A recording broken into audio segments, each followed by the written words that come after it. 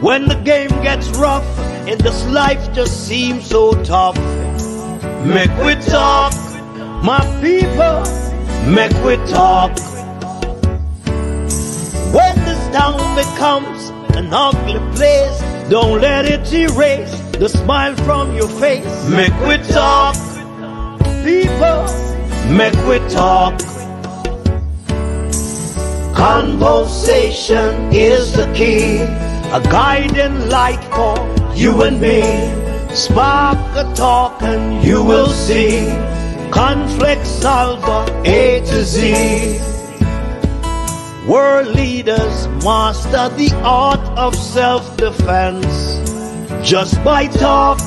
So people, make we talk. Hey, we're living in a world that on ourselves we must depend. Make we talk, people.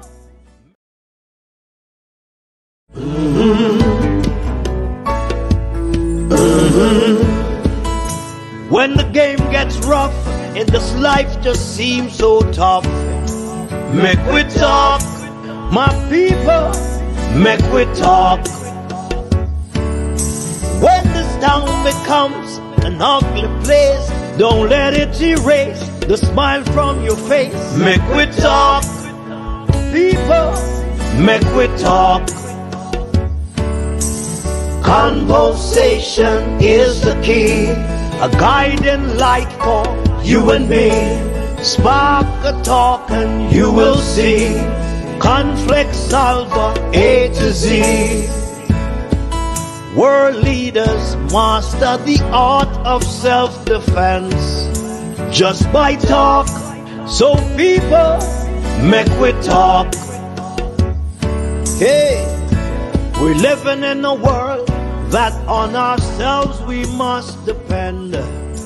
Make we talk, people. Good morning, everyone. Good morning. Welcome to the Make We Talk program. How you all doing? How you all doing this morning? It's been a hectic day yesterday. Been a very hectic day yesterday. I just want to say good morning to everyone. Welcome, families. Welcome. Remember to like, share, and subscribe to the Make We Talk Jeffrey Tavares YouTube channel. Welcome, one and all. How you all doing? Yesterday, you heard about the $1.3 trillion budget that was presented to the Jamaican people by the Minister of Finance and the Public Service, Dr. Nigel Clark.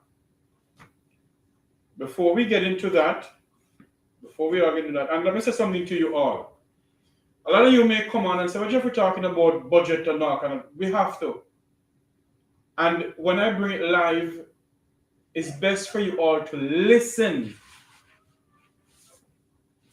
My viewers and subscribers on this YouTube channel, it is best for you all to listen to when either Clark talking or Andrew Holness talking or Robinson from the PNP talking or Mark Golden from the PNP talking. Sit and listen and analyze what they're saying. Because it doesn't make any sense for us to come on here and tell you, boy, listen this. Don't take what we're saying as gospel. Listen to what they're saying. You see, listen to what they are saying. And when we come over here and get somebody to come over to analyze it for you or for us, for me also, we can say, okay, say X, Q, Y, Z. And what we need to do also is to compare 2022 to 2023 budget to 2024 to 25 budget to see what have they done in that year compared to this year with this financial budget. Our budget stand, the national budget today that was presented to the Parliament of Jamaica, to the Jamaican people, stand at $1.3 trillion. And I don't see anything in there for the Jamaican people of such.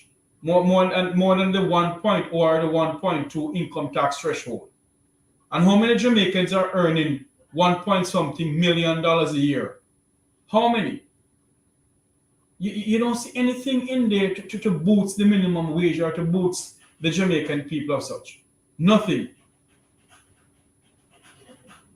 But what I'm saying to you all this morning, and take it from me, listening to the budget debate makes a lot of sense.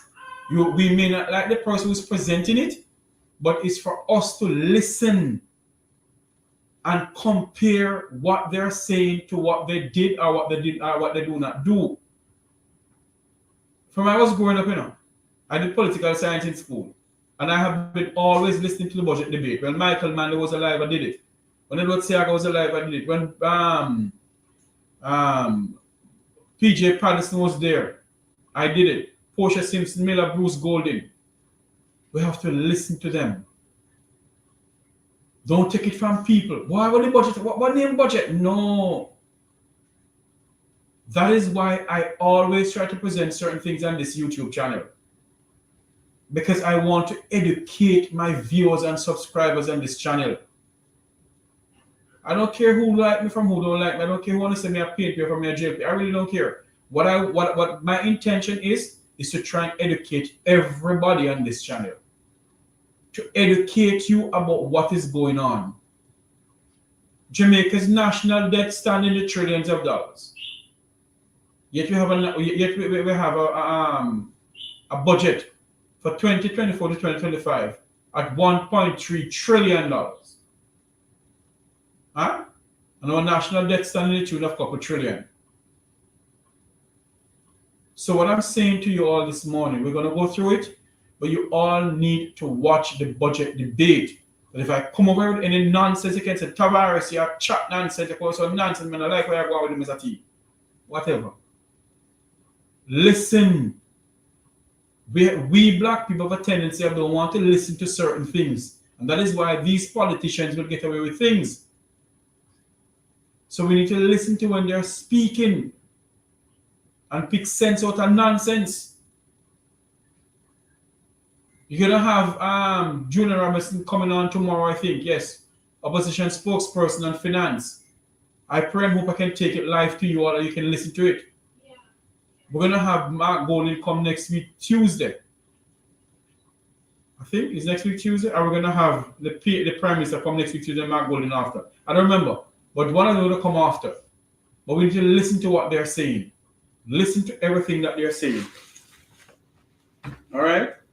I see we're in the budget debate, the opposition, the Minister of Finance said he has the Labour Party is there for the young people. Big factor from budget debate presentation 2024 for young people. That means what they're saying, is that everything that they're doing now is to help young people. Help young people. How many things are put up there for help for young people? Okay?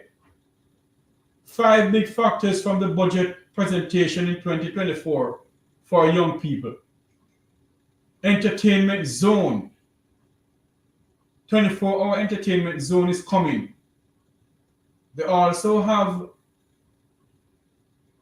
as of April 1st, no guarantor for student loans. If you're borrowing a student loan, you don't have to have a guarantor anymore. And have a grant of $60,000 each available to low-income applicants. A grant of $60,000 is available to each low-income applicant. And number 2, entertainment zone. So they're going to have a 24-hour entertainment zone at Jam World, that's in Portmore, where young people and others can go and have entertainment. And this is what they're saying, that, they are the one who's creating everything for young people. Then they went on to say, number 3, they went on to say custom duty. You know how, so many young girls go to buy those things off Amazon and all those things? They're having custom duty on those. They're going to increase custom duty from $50 to $100 US. I don't know how that's going to help young people, but anyway, they must know. And they're going to remove GCT. Get the GCT going to be removed on raw food items. GCT will remove on raw food items, such as vegetables and fruits. Wow. So they are saying that they're in it. This budget is for the young people, the younger set of Jamaicans. And that's the only thing they have in there for young people. Then they go on to personal income tax. Personal income tax. Personal income tax threshold will move from $1.5 million to $1.7 million.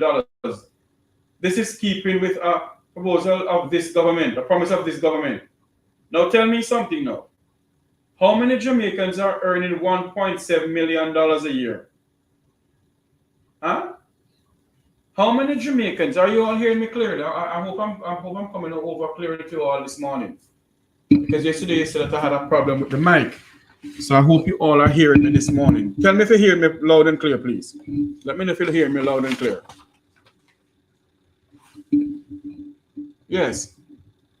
How many Jamaicans are earning $1.5 million per year?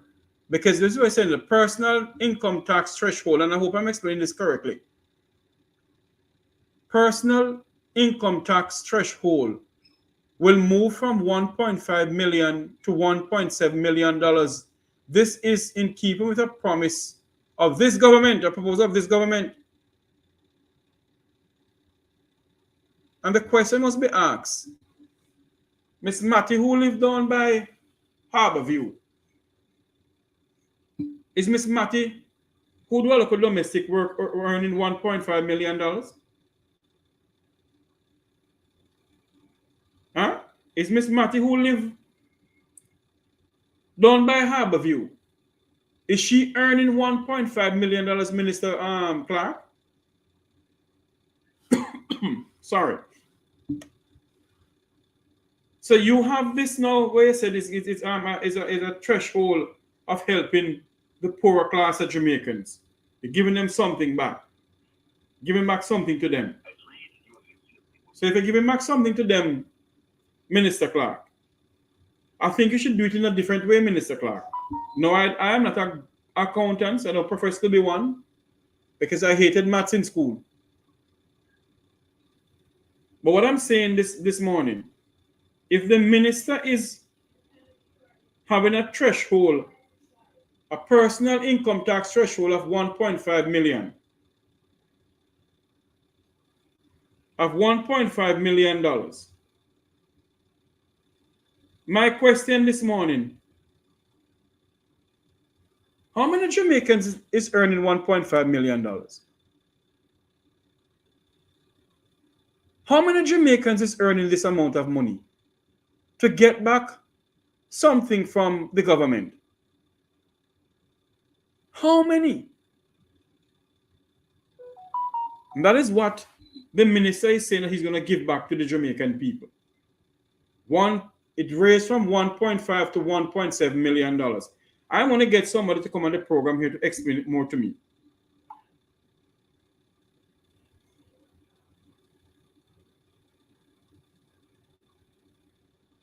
You see?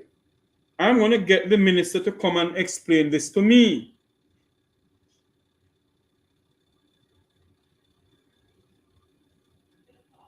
If you earn under $1.5 million, you do not pay income tax. Oh.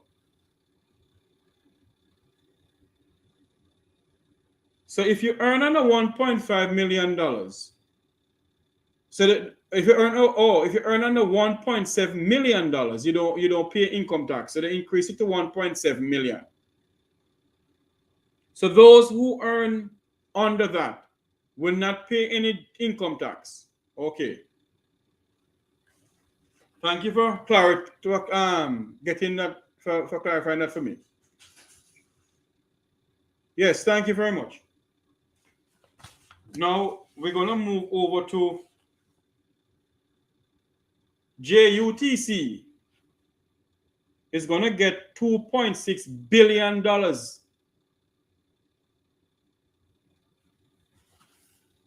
for some new buses that they're supposed to buy.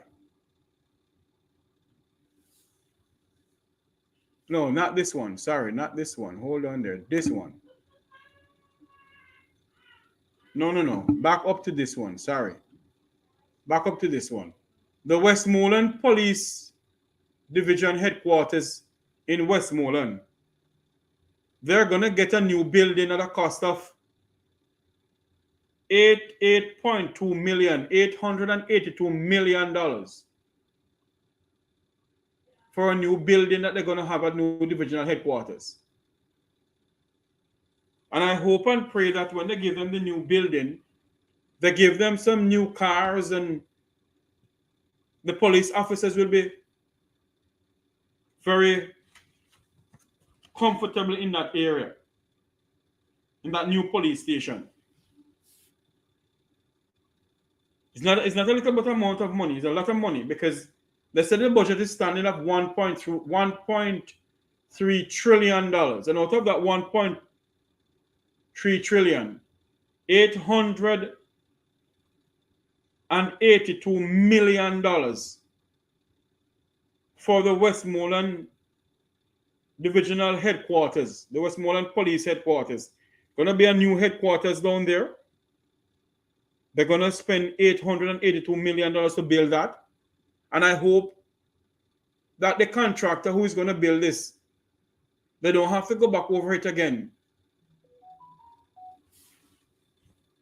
We don't have to go back over it again.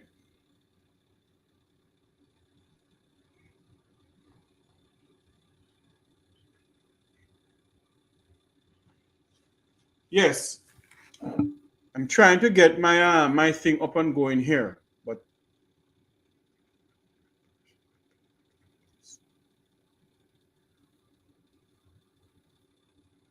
$40,000 persons would benefit from what? Let me know. Talk to me. The personal income tax threshold. I'm not going to go on that because I don't have enough what I call it now, intel on that one. So I'm going to leave that one alone. I'm going to get someone to come and explain that to me.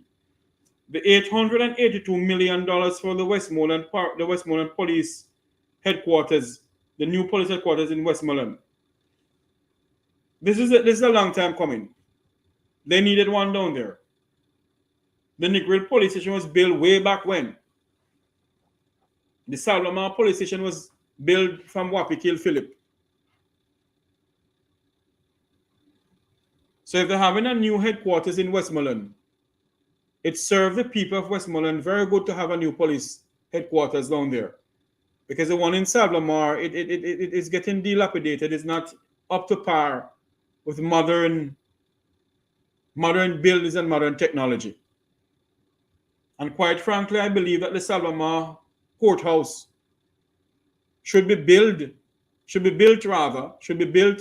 on this same $882 million police division headquarters. That's what I believe, divisional headquarters. That they should build a courthouse on that too.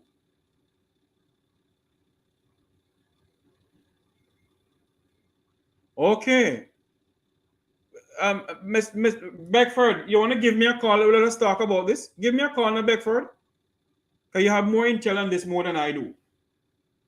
954-529-8030. That's the number to call. Call me, let us have more chat in this. This is the number, Becky.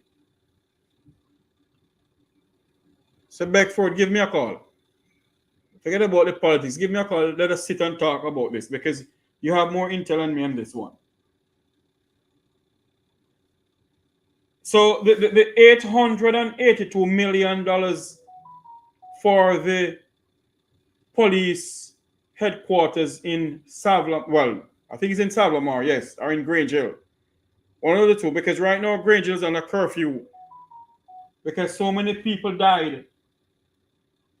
I think there was an uprising in Grange Hill some time ago, and it's now under curfew. I reached out to the councillor yesterday for the Grangeville division, for the Grangeville area there, and he told me point blank that he would love to come on, but because the nature of the crime that committed down there, he has to get more intel from the police before he can come on. But right now, as we speak, Grangeville is under curfew.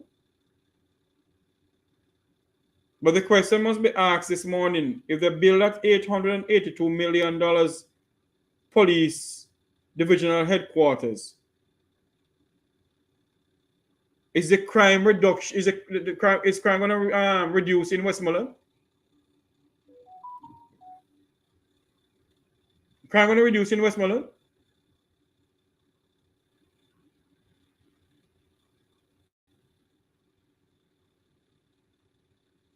Huh? Is crime going to reduce in Westmoreland?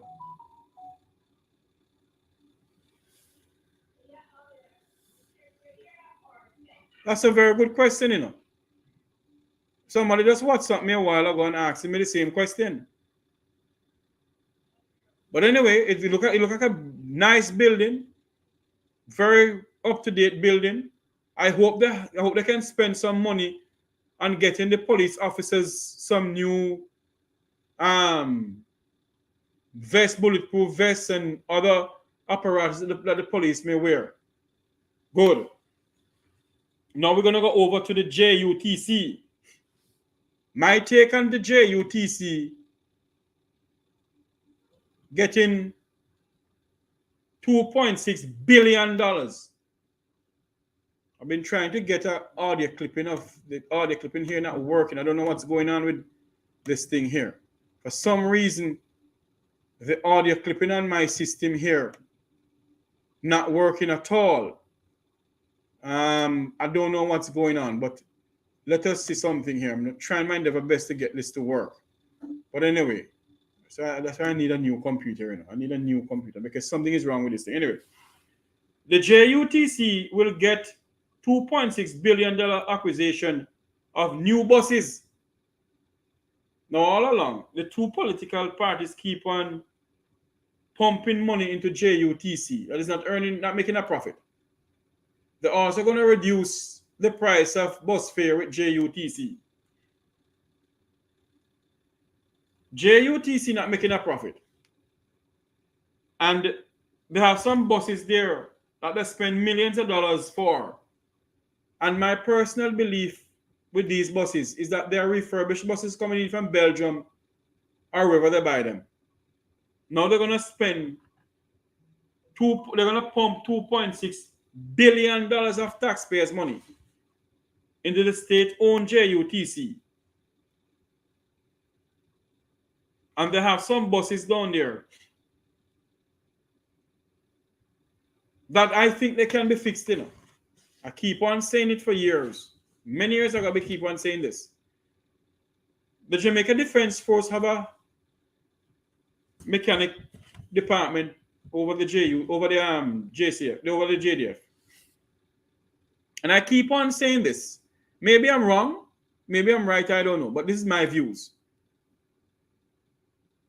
That every single government vehicles, you know that JUTC right now, losing billions and billions of dollars of taxpayers' money when it comes on to diesel oil, when it comes on to battery, when it comes on to parts and everything. They're thieving those things from the JUTC. You know? And they have some people who was politically appointed at the JUTC.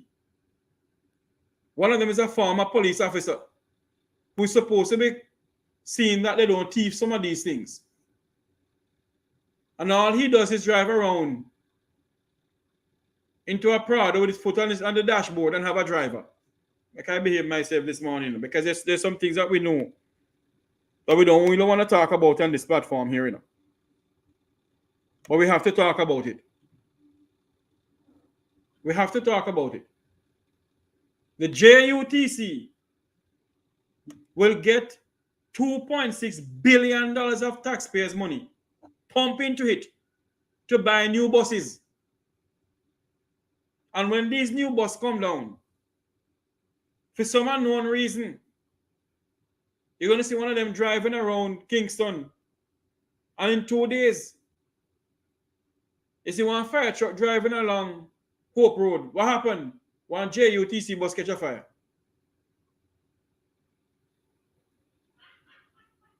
What's going to happen? And in the financial year, when JUTC send in their statement to the government of Jamaica, you're going to see JUTC lost $4.8 billion in revenue. I am no accountants. And I keep on asking the question, why are they pumping money into an entity that is not making any profit? Yet it's owned by the government, yes.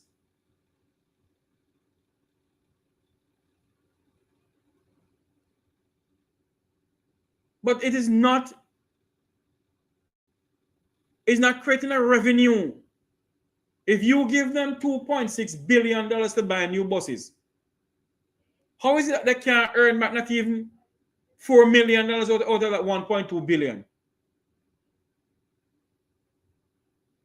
I believe, it's my firm belief, and I keep on saying it for many years, that the JUTC need a forensic audit. You need to be audited. They need to audit the JUTC. It needs to be audited big time. Because there's absolutely no way you can have a system making money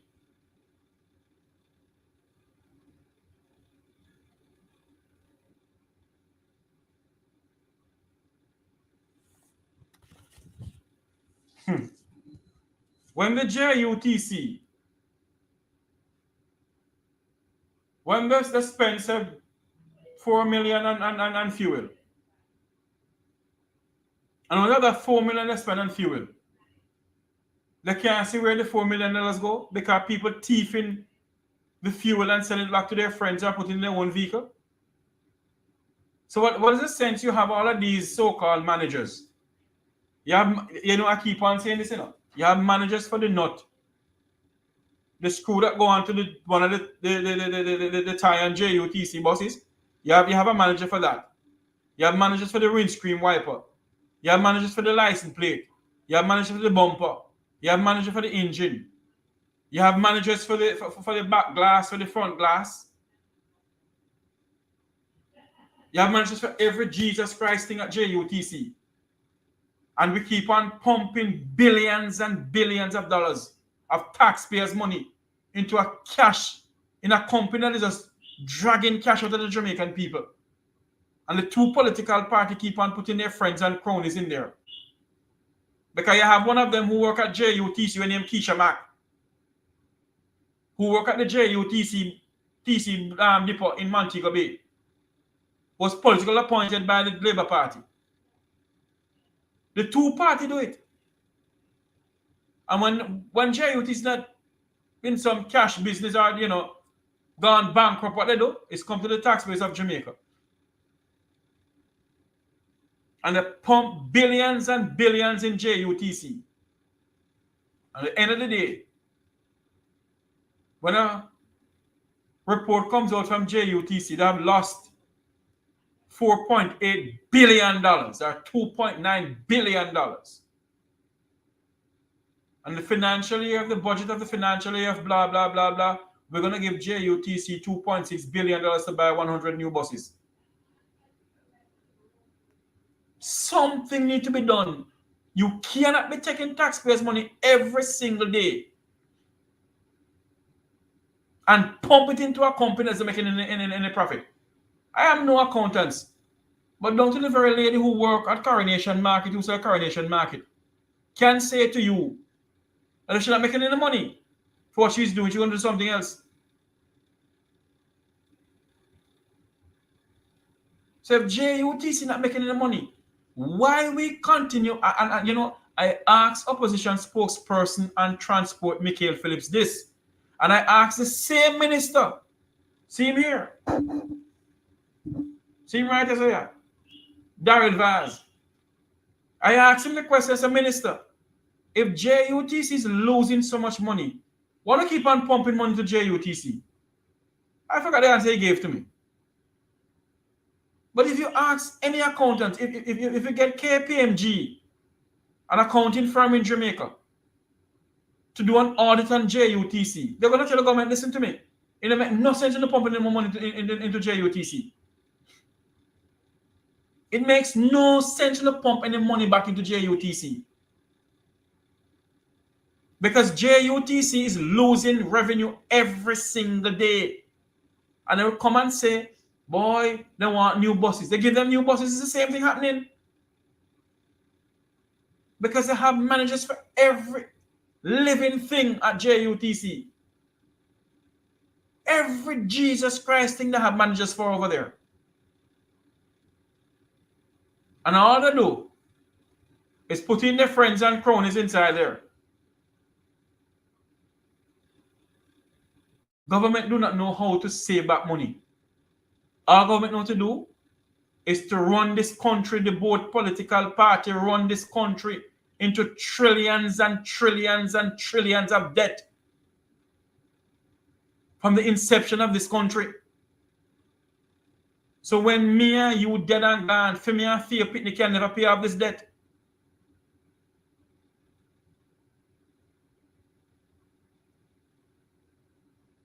And we need to sit down and say to ourselves, why are we sitting down and accepting what the government gives to us? Why are we doing it?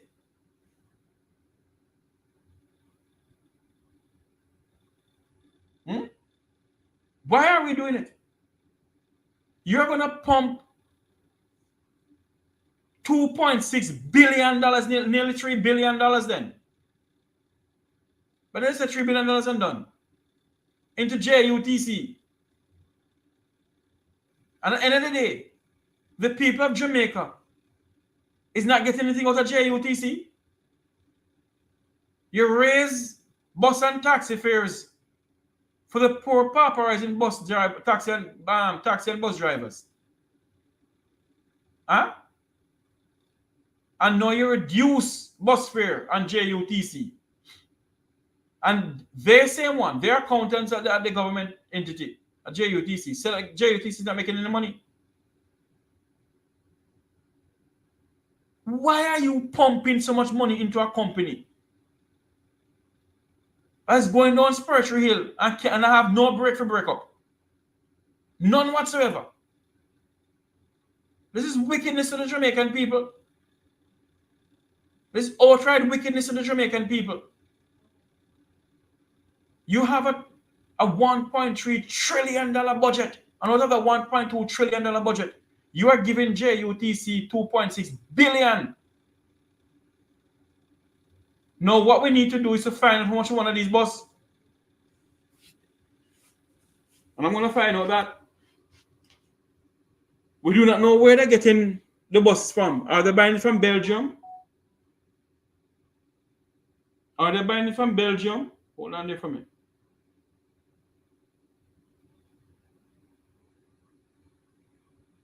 Are they buying this?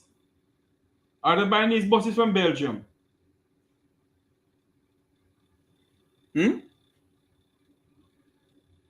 Because if they're buying them from Belgium, we need to find how much they're buying them for. Because if you buy 6 of these buses, you must get a reduced price, and you're buying 100 of them. Government do not pay duty to clear the business, the vehicles, you know.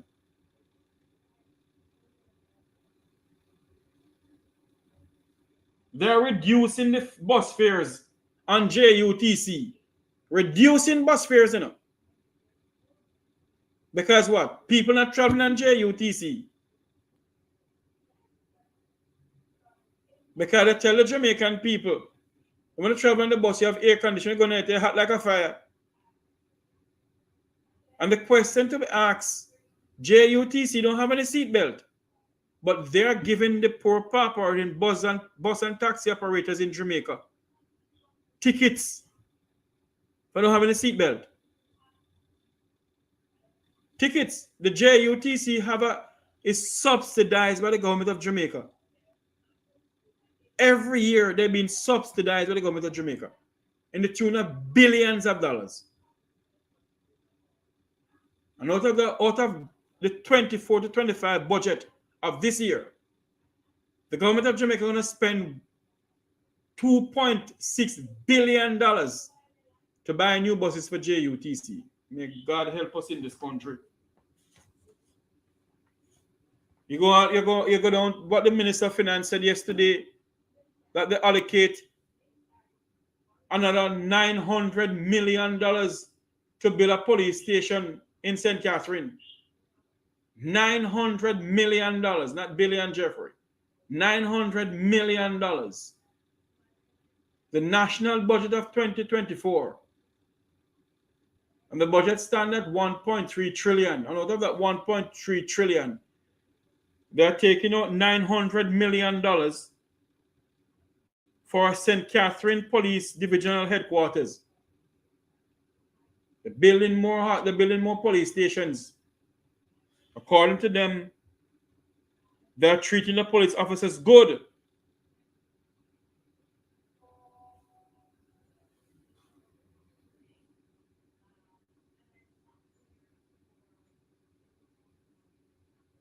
Huh?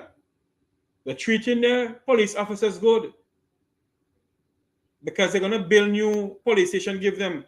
They're building one in Westmoreland, another building one in St. Catherine.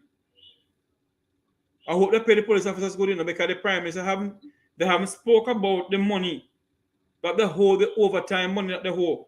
Let us see what the Minister of National Security is going to say in his budget presentation, because him can hardly talk like himself, Because sometimes when the minister talking, you don't understand one thing he's saying.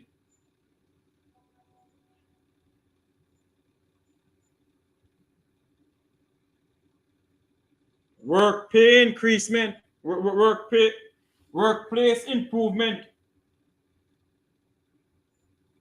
But when they come on to the salary, Kananapong, whenever hear the Jamaican government they ball out for hire, they don't get their salary. Have you ever heard the Jamaican government at any time at all come on radio and TV and say, boy, we don't get our salary all now? But the police officers that are put in harm's way can't get their salary sometimes. We want to listen to what the Minister of Health gonna say, because he get another $2 billion to finish Conroe General Hospital, So when I say to you all that you must come on this platform here and listen to the budget debate,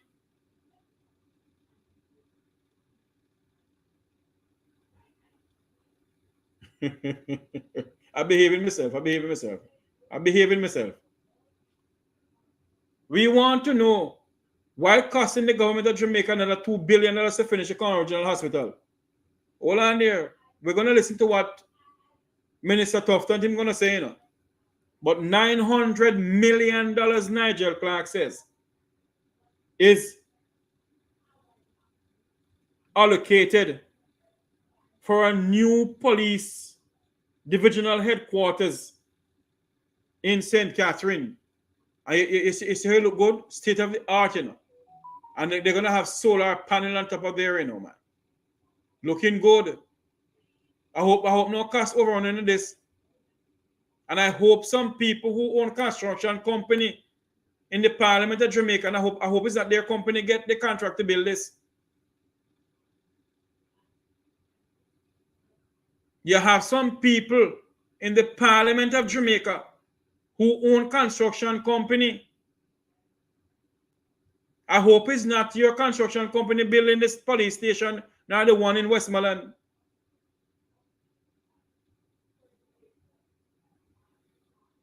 All of these things are supposed to go to tender, for someone to bid to build it, Have they been out on tender? Who are the people who bid to build these two police stations? Minister Clark, those are the things we must ask. Is $900 million. Sorry, $990 million rather. I put 900. It's $990 million. $990 million of taxpayers' money is going to use to build this police station. we must ask the question, which MP construction company in the parliament is going to build this police station? Which MP construction company in the parliament is going to build the $882 million Westmoreland Police Divisional Headquarters? Because I tell you something, you know, when you see all of these contracts going out, you know, somebody in a parliament pocket getting fat. If it's not them, if not in the parliament getting fat, you know, one of their friends getting fat. $990 million of taxpayers' money is going to build a St. Catherine Police Divisional Headquarters. It's all good to build some new police stations because they need it, you know. They need it. It's good to get it done. They need it. And I agree with that, but we need to find out. We need to find out. Hold on for me, please. Oh, Lord, hold on there for me. I'm on a live. Can I call you back? Hello? Yes. Sorry about that, my viewers and subscribers. $990 million of taxpayers' money. Out of the $1.3 trillion of taxpayers' money for the budget, $990 million will build a new police divisional headquarters in St. Catherine. We must ask questions.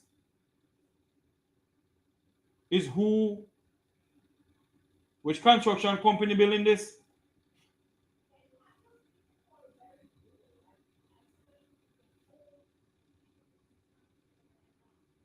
And listen, we have to spend $350. Is what going on here? And I can't read this on here yet. Look out for that.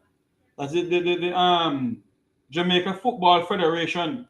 They mean that's some shebang around too, is it? Yes, let's go over to now the garbage truck. Garbage truck now. See him here. Want to know who this is? Deadman Mackenzie. This is Deadman, you know. Desmond Jeffrey Behave Yourself. This is Desmond, the Honorable Desmond Mackenzie. The Honorable Jeffrey Behave Yourself. The Honorable Desmond Mackenzie is this here, you know. It's him right here. They're gonna. I'm telling you what is going on here. Yes. The National Solid Waste will get $900 million to buy 50 new garbage trucks. $900 million to buy 50 new garbage trucks. If my memory serves me correctly, these garbage trucks are in Jamaica at a company in Jamaica. I won't call in the name. The company in Jamaica who have these garbage trucks is very close. Jeffrey, behave yourself. But we need to find out how much for one of these garbage trucks. How much for one of these garbage trucks? Because these garbage trucks the company that bring in these trucks here is a well-known company in Kingston, Jamaica. Very well-known company. How much for one of these trucks? Because if you buy 10 of these trucks, you get a reduced price. And you're buying 50 of them. $900 million.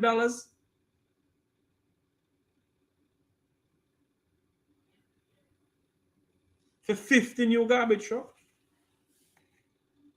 Minister Clark, which company get the tender to bring in these trucks, sir? Which company in Jamaica get the tender to bring in these trucks, these garbage trucks? It's going to cost the Jamaican people, the Jamaican taxpayers, $900 million to buy 50 new garbage trucks. Which company in Jamaica bring them in, sir? That's the question we need to ask you.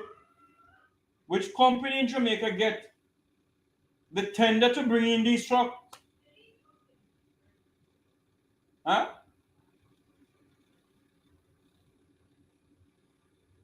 We need to know, sir.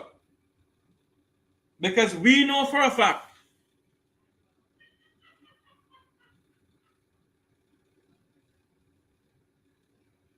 What again? Sir Brown, look here, Brown. Call me, no man. Make we talk about this thing on the air, no man. Call the studio number, no. Series is 40,000 US. But government said they can get it for 140,000. Mama.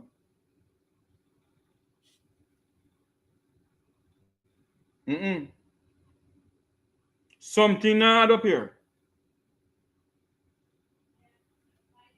Me no profess to be any goody two shoe. Me no profess to be any big accountant or know anything about accounting. But we need to find out something here. And when these 50 garbage trucks come into the country, how are they maintained? Does the National Solid Waste have a maintenance department to maintain these trucks? Because too much hanky-panky going on in some government offices nowadays in Jamaica. The Ministry of Local Government, where the National Solid Waste comes under, is headed by Desmond McKenzie. Minister McKenzie, is the National Solid Waste have a maintenance department, sir? Because I remember passing on Hagley Park Road, you know, where the head office is, you know. You see all kind of garbage park up over there, you know. Some of them have no wheel, some have wheel. So every entity in our country, there's some shebang around going on. Every government entity in Jamaica, every single government entity in the country, there's hanky-panky going on.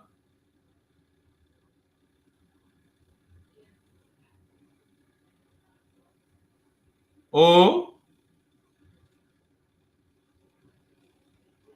300 million, 200 from the US, and 100 from Canada. What is this all about? 50 brand new garbage truck is coming into the country. Minister McKenzie, how are they going to be maintained, sir? Our Minister Clark. It's going to cost taxpayers $900 million for 50 new garbage trucks. Haiti. We're not going to talk about Haiti yet. There's another program coming up with Haiti. I'm not talking about Haiti yet. Let's concentrate on this. There's something not adding up here. Hold on there for me. I have a call coming in. Make a put in the call here. Hold on there for me. Don't hang up. Hold on a minute.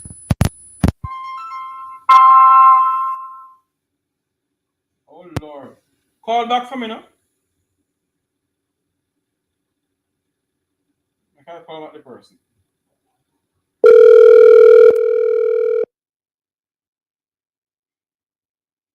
Yes, welcome to the Meko Talk program. Good morning. So good morning, Sir Jeffrey. How are you doing? Today I'm a good man. Me I hope I know the Prime Minister wife will get the contract with the whole heap of truck and something cause she in the construction field, you know, big. Cause long as Cynthia and him you want dig down the whole of Dry Harbour Mountain, you know, the coral reef here there, you know.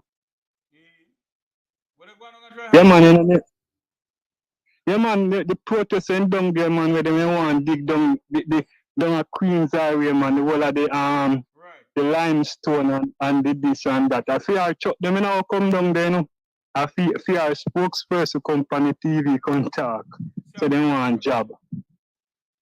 Yeah, no, I feel I chuck them, you know, get the contract. Them are the whole heap of contract in the mining sector. Yeah man, then everybody so you know them. Oh. Yeah man, then the whole heap of mining with them. She have all one new fleet of truck. Lord of mercy. Mm-hmm. You check it out and me recall you back and see if I let me tell. So let me ask that question now. Hold on now. Before we go any further. They gave JUTC $2.6 billion to buy new buses. What is your views on that? But if you give JUTC so much money, I remember then the hospital need beds and all those stuff, you know. So if anything, I just call it that day with the JUTC and spread it in a might be education or somewhere else. You know, work. We don't have oil, even if we say run the buses, you know, we don't produce, we don't have oil refinery and all those stuff. No, we have an oil refinery in Jamaica. No, I mean like produce. But petroleum is being used, No. Jeffrey, shut him out. Petroleum is being used for something else. Yeah, man, yeah. No, I mean like we don't produce it as in drill it here. We don't drill it here. I understand. Yeah, man. So me just not put in my point, man. Alright, my She have a benefit a lot. She have a benefit a lot, man, because if you are free to chop them all about that. Yeah, man, alright, sir. Well, I can't prove that she won in the truck, and it has been rumored. I can't prove anything. Yeah, man. Nobody now go sue me.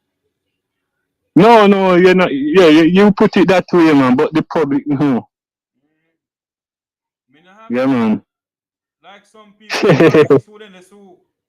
Cause them have money. Yeah. That's true. I look a bit to rather just eat and drink. Right now, I need a laptop because this laptop here going in and out, and I've been begging. Yeah. I don't like begging people nothing. Yeah, man. You ask for the contribution. Yes, I've been begging. I don't like asking somebody for anything at all. I'm a very proud person. Yeah. Here. Yeah, man. $2.6 billion for JUTC. The minister went on to say, caller, that $900 million for new garbage truck. Now, you and I know that the government of Jamaica don't service government vehicles. So No, then just break down. If you go to go ahead. If you go to out of watch there, you see some whole heap of them in one place park up and out of Centenary there. Just no maintenance. You see what the two political parties do this country? Yeah, man. So whole heap of truck. Don't ensure that they have a maintenance department. That's why I keep on saying that the government entities should have a maintenance department up by Upper Camp. Yeah. Have a maintenance department for all these people by Upper Camp. And make sure that all the equipment, all the servicing equipment, all the maintenance, equipment, they go to Upper Camp. That nobody can thief out nothing. But that's true. And even you can might be use some of the people them are left up at you know, where do all the electronics and all the engineering, all of them man they can get internship. There you go. But what them do? What the two of them do, especially this one here, is give people position at JUTC, Metro in Montego Bay, who don't have no education like myself here. Yeah, man. And they give somebody up at the corner General Hospital. An architect, yes. First architect up there. Yeah, man. In an education, you never go to school for no architectural work. You know, no degree, no nothing. Nothing at all. Because they can't go up on social media. Because of the Jamaican Beautiful Them Party. They position at JUTC, at the Montego Bay Corner Regional Hospital. It will cost the country $2 billion to finish. Go ahead, sir. Yeah, man, and even went up by St. Anne's Bay Hospital. We allowed some people standing up, you know, because I guess no bed, no chairs and stuff. Because some of the chairs. You must build these things and send it to me. Yeah, man, some of them break off. Even one lady have a same foot or hurt him, all of them look thing there, and she don't have no if he sit. Yeah, man. So the healthcare really wants. Yeah, better and give the healthcare that the money there. Are the schools, because most schools want repair and stuff and chairs and benches.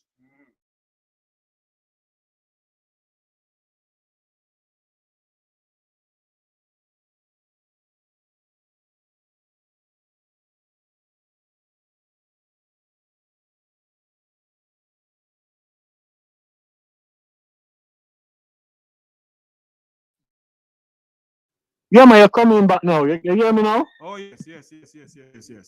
Yeah, man, you better than put it in the healthcare, man. The healthcare badly needed. And the education. And Mr. Ruel Reed still sit down and yard and get paid.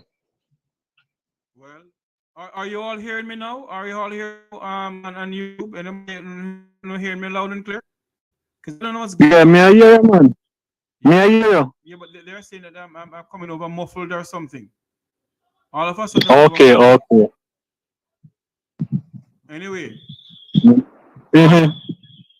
All I can say to you, that we Jamaicans need to stand up for our country. Mm-hmm.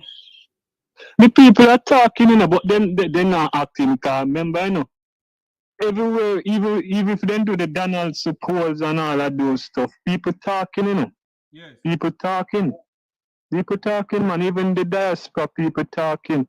Cause him even across the diaspora say people are not pressure him and all of these stuff. People talking, man. The Prime Minister. Lord have his Hello? mercy. They're saying that the call is 3 times my volume. I don't know what's going on. Why the call is 3 times my volume? Oh, Jesus. Go again? Anyway. So why is the Prime Minister cussing the diaspora? So you have an idea? Me no know. Say them a pressure him to get things done too fast and it takes time. Even the ministers, even yesterday, he reiterated, he said everything takes time.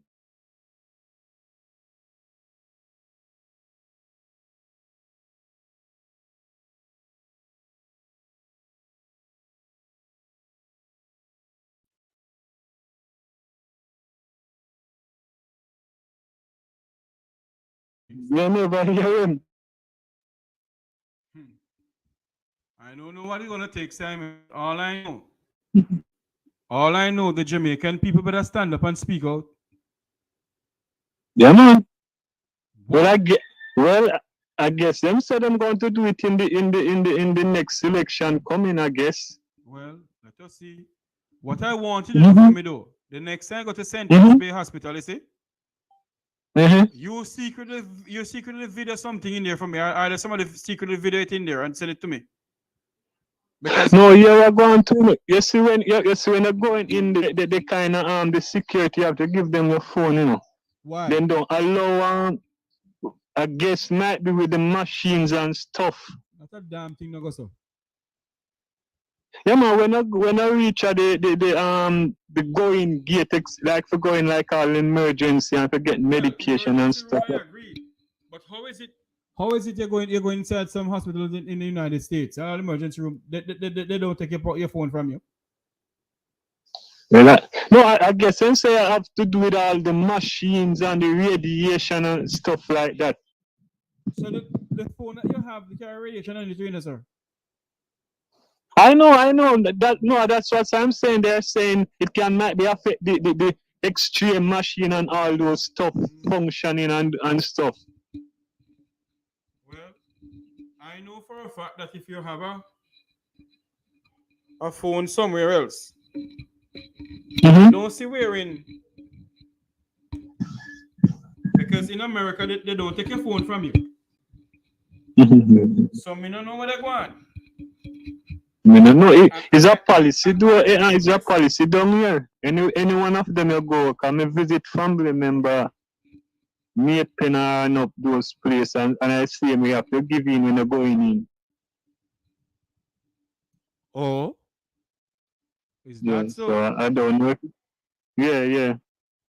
And now you sign in the book and sign out when you're coming out and you get back your phone. Now. If you give somebody your phone and then thief your phone, I'll sign in for it. Who is responsible for the phone disappeared to? That's a good question. That is my personal property. That phone is owned by the Ministry of Health. Now the government of Jamaica is owned by me. So I want to know. Go ahead. Yeah, and they insist, man. The security insists that they cannot go in it. Go in it. I think it's marksman, I think, or guardsman there. I have a friend of mine who I respect very well who works in the security company. And I think she works at some hospital sometime. If she's listening to this program, and you can call me. Call me and tell me what is going on, because I want to know something here. Yeah, man, that's a policy. Yeah. And it's even Sunday I went up there, so it's like recently. Anybody on this platform here who has encountered this, where you go to a hospital and they take your phone from you? Call me, no? Call me and let me know what's going on, because I'm not aware of this. I'm not saying that you're lying, sir. I believe you. Yes, sir. Yes. But that man, Sunday I went up there.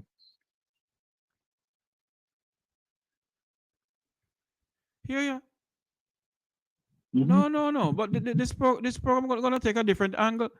For those who have your phone taken away from you at government hospitals in Jamaica, call me. 954-529-8030. 954-529-8030. This should not be. Your phone is a personal property. It better to tell you to turn off your phone. I know when you're going to X-ray department, they tell you to turn off your phone. I know for that. Even here in the United States, they tell you to turn off your phone, but take your phone from you. Yeah, man, that's illegal. They have one little board stuff that build on the wall, like with little compartments, like if you're going like hotel or stuff, like you put your little key and stuff in there and you're going to work. Yes. Yeah, that's them little box they have up there on the wall. They make them on the wall. So the question I want to ask though, if your phone gone missing when you come back, how do you get back your phone? Who did you speak to? And if I speak to somebody, do you get back your money immediately to go back and buy back a new phone? A good question. I'm not sure. See, somebody saying that they live in the United States. 876 they live in the United States. And they tell you to turn off your phone. 876, call the number and tell the Jamaican people how it happened to you in the United States. And when you go to the doctor's office or the hospital, they tell you to turn off your phone.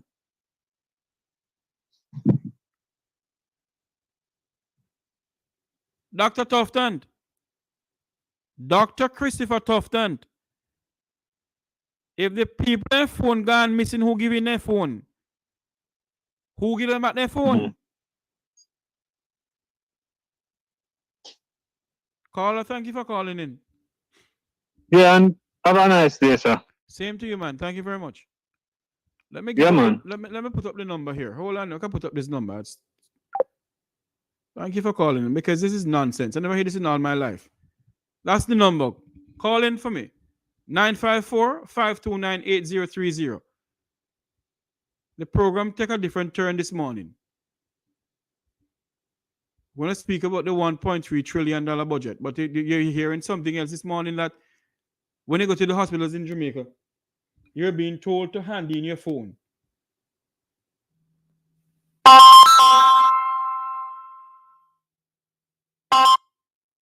Good morning. Welcome to the Make We Talk program. Good morning. This is 876. Hi. Turn off your TV or something in the background for me, please. Yes.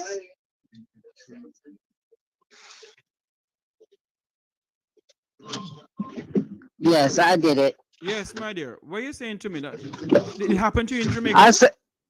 No, I live in the United States. When you go in the hospital, they'll tell you when you go in certain areas in the emergency room, where like the extra machines is and stuff like, they'll tell you don't use your phone in beyond this area, but they don't take your phone from you, or they'll tell you to switch it off. You know, depends how long you're gonna be there for. Where are you calling from, United States, may I ask? New Jersey. You're calling from New Jersey. And when you're going to the hospital, they tell you to either turn off your phone because you're going to the extra area, whatever. Don't use your phone, just Yes. turn it off until you go back outside. Right. They Right. don't take the phone from you. No. So tell me something now, Mr. Christopher Tufton and Andrew Holness. Why are you telling the Jamaican people to do that? Or is it that the minister don't know about it? Is it a decision taken by the hospital administrators themselves? Thank you for calling, ma'am. All right. Enjoy your day. Bye bye. Bye-bye. A pleasant good morning. Welcome to Make We Talk. Where you calling from? Oh, the person hung up. This is ridiculous. 954-529-8030. Because I want to know what is really going on. What you think about the budget? The $1.3 trillion budget that is going on in Jamaica now. And out of that $1.3 trillion, $2.6 billion for JUTC, $990 million for St. Catherine Police Divisional Headquarters, $900 million for 50 new garbage trucks, $882 million for Westmoreland Police Divisional Headquarters.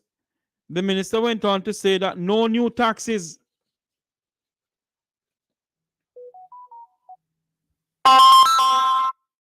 Good morning. Welcome to the Make We Talk program. Where are you calling from? I'm calling from Portland, Oregon. Hello, how are you doing, sir? Welcome to the program. I'm doing. I'm a big follower of Wayne Lonesome and you, Ratty, all of them. Thank you very much. But you know, one thing I don't hear about in the budget is I see all these new buildings going up, but we don't have fire trucks still. Police officers still using taxis to go to crime scenes. Continue talking for me, sir. I have to turn off something. Let's continue talking. Okay. People go to hospitals. They can't even receive decent care. The kids don't have a safe transportation to and from school. Senior citizens don't have safe transportation to the hospital, to the doctor's appointment. So I hear that the budget, there's a new budget and whatnot, but I don't feel like it's centered around the people of Jamaica. It just sounds good when you listen to it, but there is no structure behind it. Yes. You know, and I know Jamaican people can't be this gullible. Well, what can they do, sir? Well, that is a good question. But you know what? Mm-hmm. You know, at first, we can start by not importing things that are already in Jamaica. Jamaicans that will help the farmers. Jamaicans have the tendency, sir. That if you come from foreign, them no want you to come from foreign. Well, you know, Jamaica's health wasn't so bad. Just when we started importing these Chinese knockoffs and rubbish, that is what's damaging our people. The Chinese don't care about us. It's the same here in America. They just want our money. And we keep supporting them. When we as Jamaica, we have our own brand. Jamaica is their own brand. but yet still it's being run down by the prime minister and many others. They're all colluded. And the Jamaican people themselves, sir. Oh my gosh. Yeah, because they're still voting for roads, voting for water. We don't do that here in America. True. I have a next call coming in. We pay our bill. Okay. No worries. I won't keep you, Mr. Jeffrey. Yeah, man. Thanks for calling. I hope to see you on the town hall pretty soon. Well, I love to hear your laugh. If Mr. Lonesome in oh my gosh. Okay, well I'll have to send him a petition. All right, sir. All right, thank you. Thank you. All right, bye. The numbers to call is 954-529-8030. What do you think about the $1.3 trillion budget? And do you have to give in your phone when you're going to a hospital in Jamaica? Call me and let me know. 954-529-8030. There was somebody calling in a while ago. Call back. It's now 11:37, 10:37 in Kingston, Jamaica, 11:37 right here, somewhere in New Jersey. A pleasant good afternoon, good morning. Welcome to the Make We Talk program. Where are you calling from? Canada. Oh, Alberta, Canada. Yeah, but I want to ask something. Turn off your TV. I have Hold on for money. me, darling. Hold on for me. Turn off your TV in the background and talk to me, please. Okay, I'm listening to you on my iPad, but anyway. No, turn it off because it's distracting you and distracting me at the same time. Yeah, it's off. This Okay. is my question, which is off subject. Go ahead. My parents have money in Jamaica. I have not lived in Jamaica for 47 years. Hold on for me. We can hardly hear you. We can hardly hear you. Speak up a little louder. We can hardly hear you. Go ahead. Speak a little louder. My parents have money. Yes. Money in Jamaica. Uh-huh. I left Jamaica after high school to attend university abroad, and I've never come back to Jamaica to live. The money is, both the parents are dead. My siblings are dead. I am the only one alive. I am trying to get access to these bank accounts. And they're telling me I need a TRN. I tell them I don't live in Jamaica, so why do I need a TRN? All right. Before you go any further. Then they tell... Hold on. Before you go any further. This is the part that shocked me. Uh-huh. They want my U.S. Social Security number. And I said to the person, you don't have access to the U.S. federal system. Let me say something to you, ma'am. No banking system in Jamaica, none whatsoever, to my knowledge, should be asking you for your social security number. I'm going to reach out to the Jamaican Consul General. I'm going to ask him to come on here and speak to us, or get to the Bank of Jamaica and ask them, because the Bank of Jamaica is the one who regulated the banks in Jamaica. We need to know. And while you are at it, go ahead. Oh, sorry. Go ahead. And while you're at it, I read in the paper this morning about FinSAC going to be releasing them records. I have a check where my mother, who was murdered in the political violence in 1987, got when Workers' Bank failed. Remember, in the old days, people used to save at them post office. And when Workers' Bank was created, those accounts were taken over. That check bounced when it was given to my mother.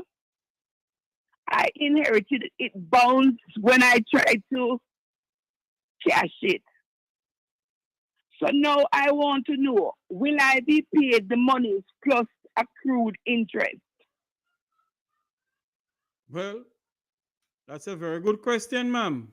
I wish I could answer that. Because one thing me doing is put where the check. So you still have the checks? We still have the check. Nice blue check. which bank was it? Which bank was it drawn under? We can't tell you right now because the while I'm gonna take it out because you know how we Jamaican people put down the passport and birth certificate in a one spot. Yes.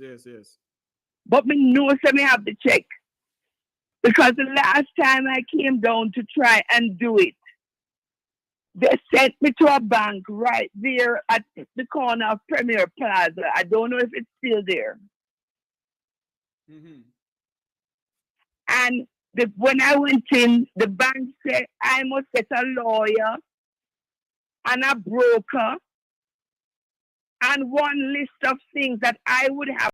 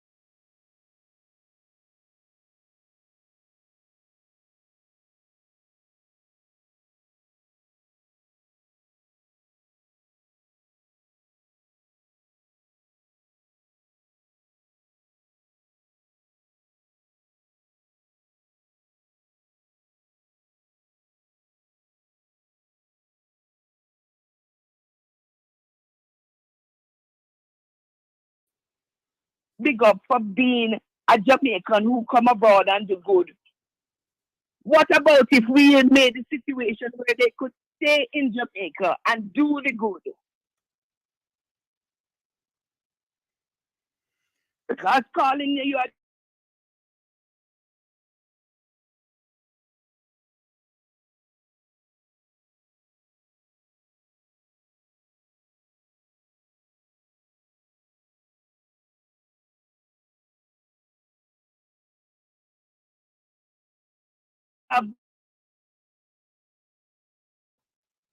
Hmm. so all this skin about Jamaica, America, and all that is damn bullshit. Pardon the French. I agree with you. Thank you. It's long time I have these things and I don't have anybody to say them to. Well, you can let somebody make a subscribe to the YouTube channel and hit the bell icon when I come live. They can call me and talk to me about anything. I'm going right back to it and subscribe and like. Yes, ma'am. Subscribe, like, share, and hit the bell icon.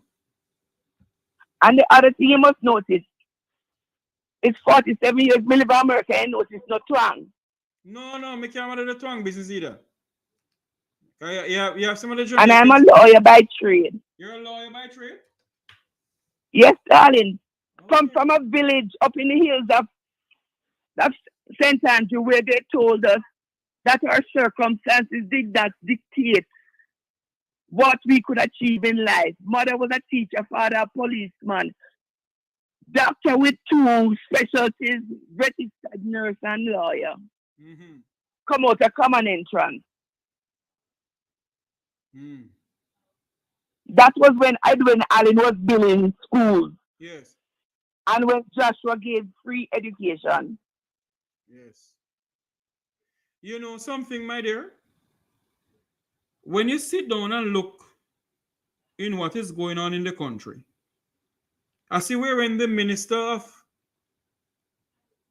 Finance is saying that they need they're gonna make the FinSac report come available.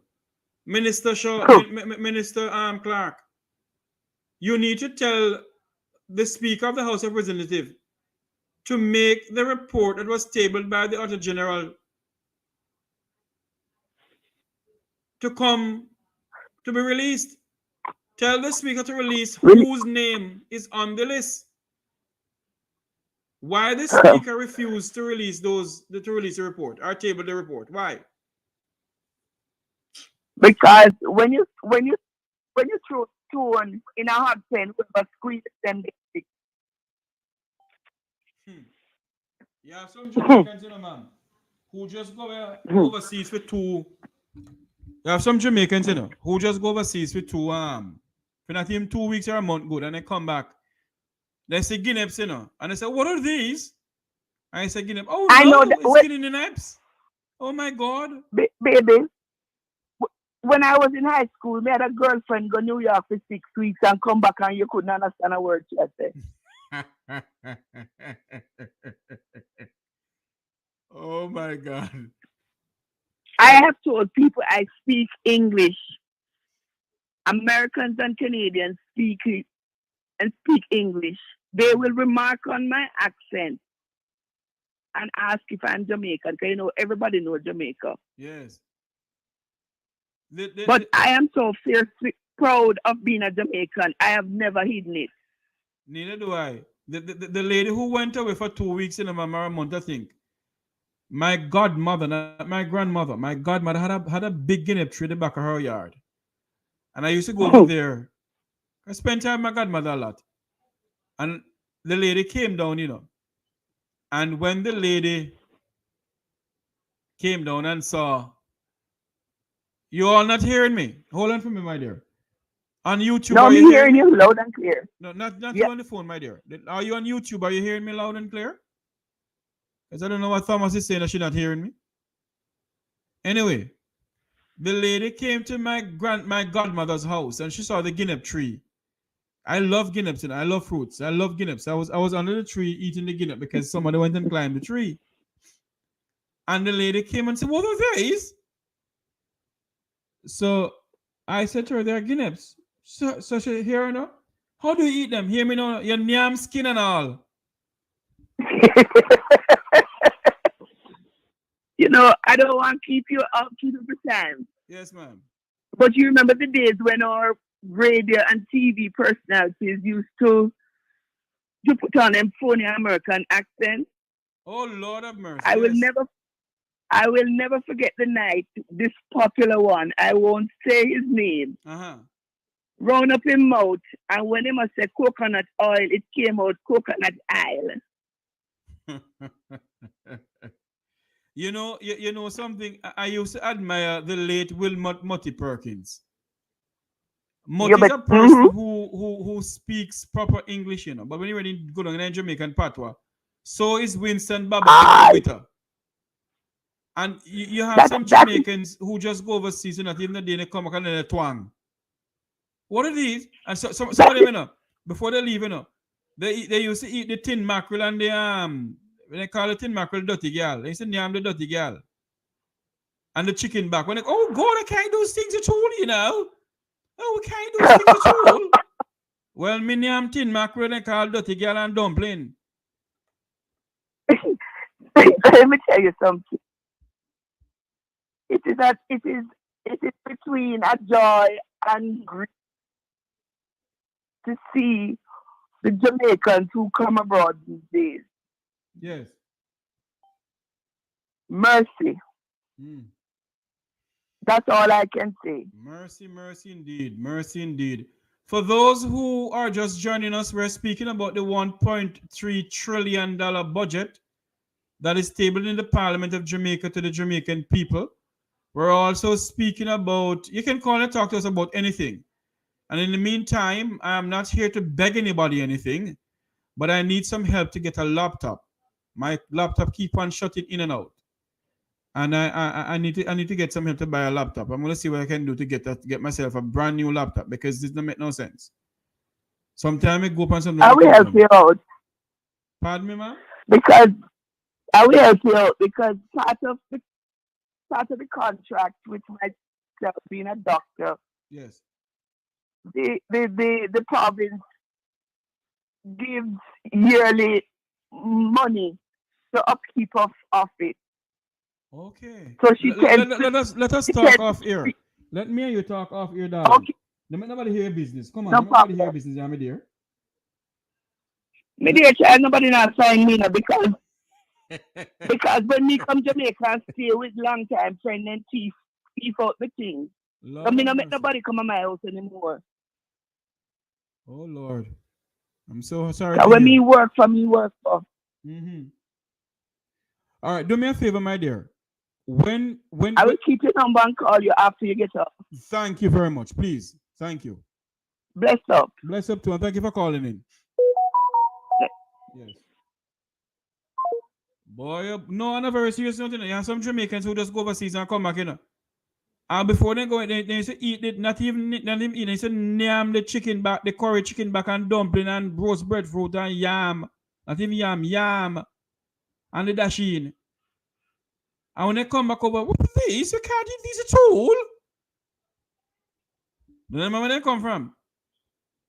But me, a Jeffrey Tavares, come from the Tavares family. Nyam tin mackerel and they call dirty gal and I eat me curry chicken.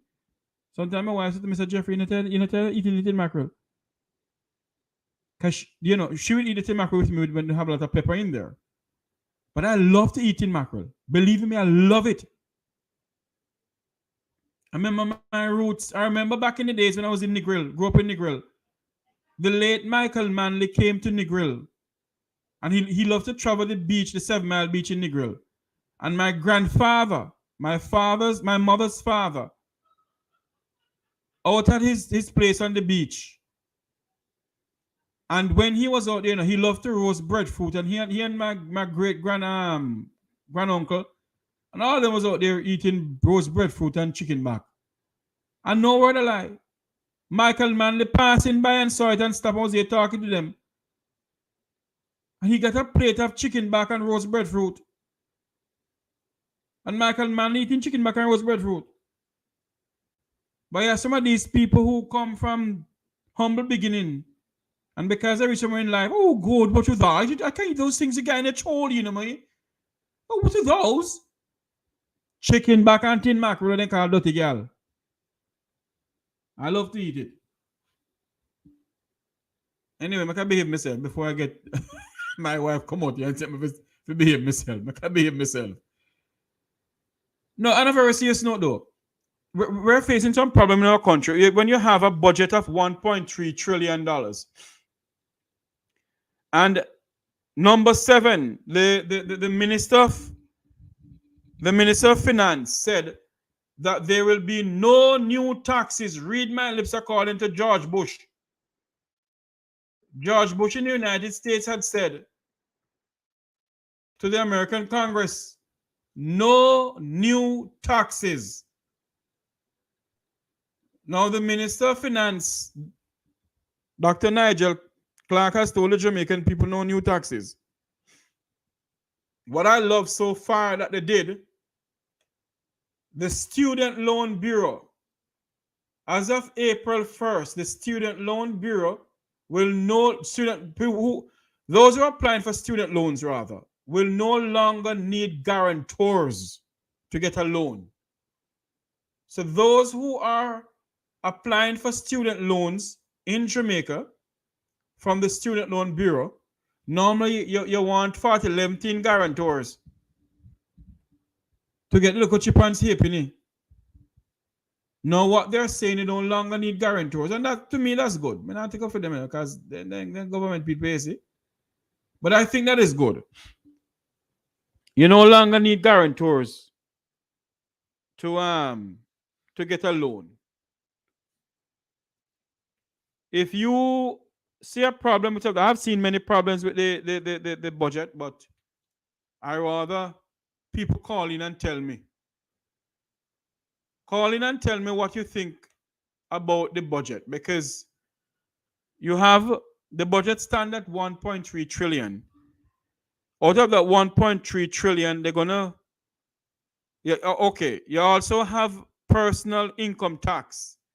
Those who are earning 1.5 now is 1.7 million. They said that they will no longer pay income tax. Out of that $1.3 trillion, $882 million for the Westmoreland Police Divisional Headquarters. They're going to build a new headquarters in Westmoreland. Out of that $1.3 trillion budget, $2.6 billion to buy 100 buses for JUTC. And I think that's a waste of taxpayers' money. Out of that $1.3 trillion also, they're going to have $990 million for St. Catherine Police Headquarters Divisional. They're going to build a new police headquarters in St. Catherine Police Divisional Headquarters. They're going to build a new headquarters there.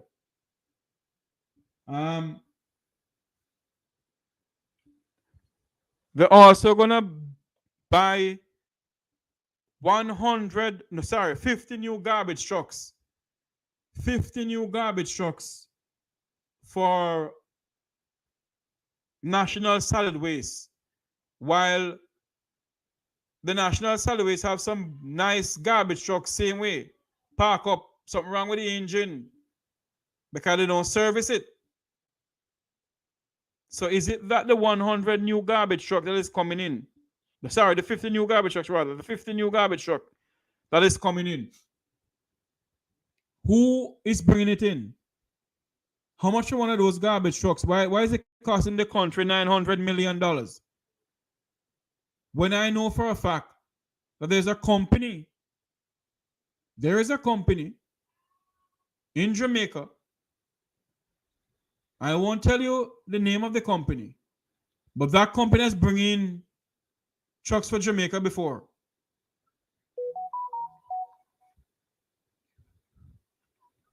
That's a very good question, you know. Where did the $1.3 million come from if there is no new taxes added? That's a very good question. Although they said there's no new taxes, you know, I think they're giving the people indirect tax. Hold on there. Is earthquake I having here? I don't want to turn cliff use this morning here, you know. There you go. Because they're saying that they're going to bring in 50 new garbage trucks. They're going to cost the country $900 million. How much are those garbage trucks? I'm going to do some research and come back here. No new taxes. What is your views on the $1.3 trillion tax? Sorry, the $1.3 trillion budget.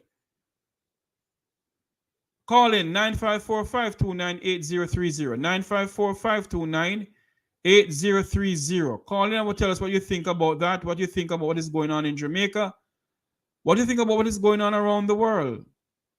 Call us about it. We're going to have a next program on Haiti that is coming up next because the Minister of Foreign Affairs and Foreign Trade, the good lady Camilla Johnson-Smith, gave a press conference this morning that we're going to bring to you. I don't know what is going on, but she gave a press conference. I want to bring that to you also. And of course, Camilla Johnson-Smith is Mr. Rattigan, good friend. Wilfred Rattigan, good friend. The number to call in the program here, 954-529-8030. That's the number to call in and talk to us about what is on your mind. What is the views? What is the views? What's on your mind? What is on your mind? 954-529-8030. Yes, $1.3 trillion budget presented to the Jamaican people yesterday by the Minister of Finance, the goodly gentleman, Dr. Nigel Clark. And he has so many things in there. He said that he's going to help young people. They're going to give Portmore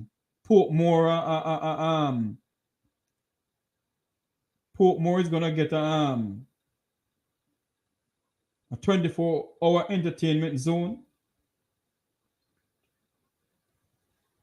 Yes, they said they're going to give Portmore an entertainment zone. Thank you very much, producer. My phone has to be turned off. Yes, producer. Thank you very much. I thank you for that. So they said they love the young people. They're going to give the young people an entertainment zone. And I think why they're going to do that, is because when the Make We Talk program here was talking about the whole thing with popcorn, the turn off popcorn music because popcorn was performing up by Hope Garden. And in Hope Garden, you have the people of the Vum the Vum who live in poor pastures and other places. And in that same breath, the Prime Minister of Jamaica was traveling around the country till all 2:30 in the morning with loudspeaker. So because the people who try to get the vote from come from below Crossroad, the laws don't apply to him. The Town and Country Act stated that after 2 o'clock, after 2 a.m., there must be no sound system and loudspeaker around. And the Jamaican Prime Minister went around with his loudspeaker trumping up vote for the local government election. And none of the police officers dare to tell him, Mr. Prime Minister, what you're doing is wrong. They did not. They've been breaching the constitution of the Jamaican people for many years. They breached the law left, right, and center. And nothing comes out of it. Nothing comes out of it. Good afternoon, my good friend Wayne from Global TV. Good afternoon to you, sir. How are you doing? Thank you for your support. That's how we need to live. We must support each other. You have some people and some bloggers here on YouTube, who don't support each other at all. I can't behave myself, because if I start, they're not going to like me. I'm not begging them not to put on my chin back on fire. Yes. The Prime Minister went around campaigning. Meanwhile, the police officers went up to Hope Garden where Popcorn was performing. Yes, there is rules and regulations. I agree. So if the rules and regulation applies to the Jamaican people, the lower class of Jamaican people, why don't it apply to the Prime Minister of Jamaica? Prime Minister Andrew Holness, you know for a fact that you breach the law when you go around at 2:30 in the morning campaigning. You know you breach the law, sir. But that's for a different program and I'm going to come with it. My producers has been giving me the act, the Town and Country Act. I'm going to come with it. Good morning, Annie. How are you doing? It's afternoon now, Annie. It's afternoon. It's morning where you are. It's afternoon where I am. How are you doing? The numbers are calling. Somebody calling. 954-529-8030. 954-529-8030. Share the live. Like the live. Subscribe to the YouTube channel. Let us get at least 10,000 people before the end of the month. Subscribe to this channel. Share the live. Share the live. Subscribe. Like.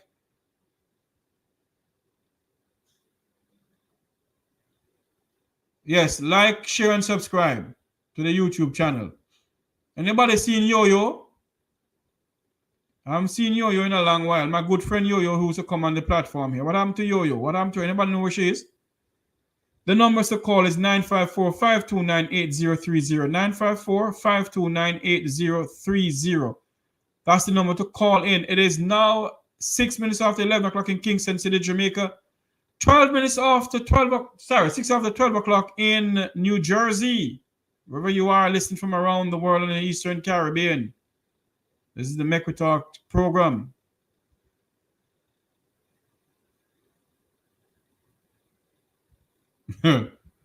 Mr. Patterson said that the law is not a shackle. Well, that is true. He said it, yes. Yes, the Jamaican people are faced with a predicament. We're going to come back with the thing about Haiti because there is some news developing right now as we speak about Haiti. And we're going to come back about it between Haiti and Jamaica. Hi, Yo-Yo. How are you, Yo-Yo? 954-5298. Yo-Yo, why don't you call the number and talk to us, Yo-Yo?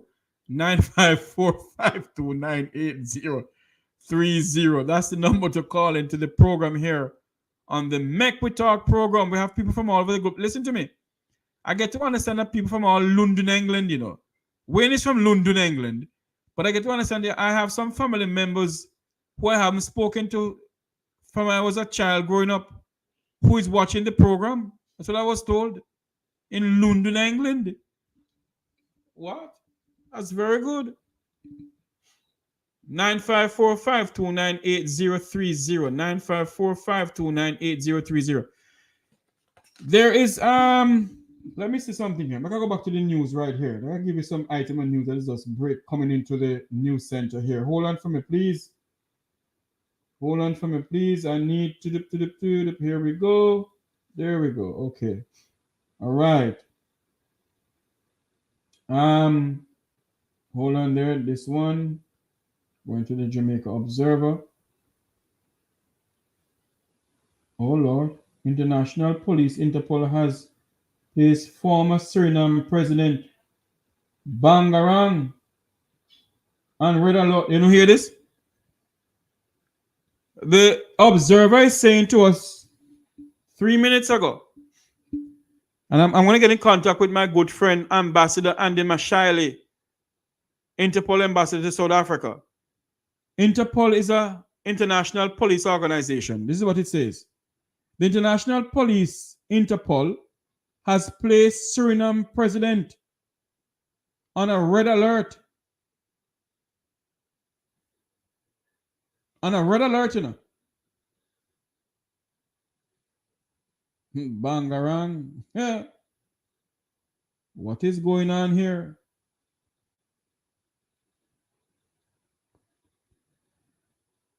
I don't understand this. They are saying that Deputy Commissioner of Police, Dr. Kevin Blake, has been appointed as the next head of the Jamaica Constabulary Force. But this morning, when a journalist asked Minister of Information, Nestor Morgan, if the cabinet is aware of it, he's saying no, the cabinet is aware of it. I agree, says the Police Service Commission is appointing the Commissioner of Police, you know. But how is that the cabinet is not aware of it? Anyway, I don't understand these people.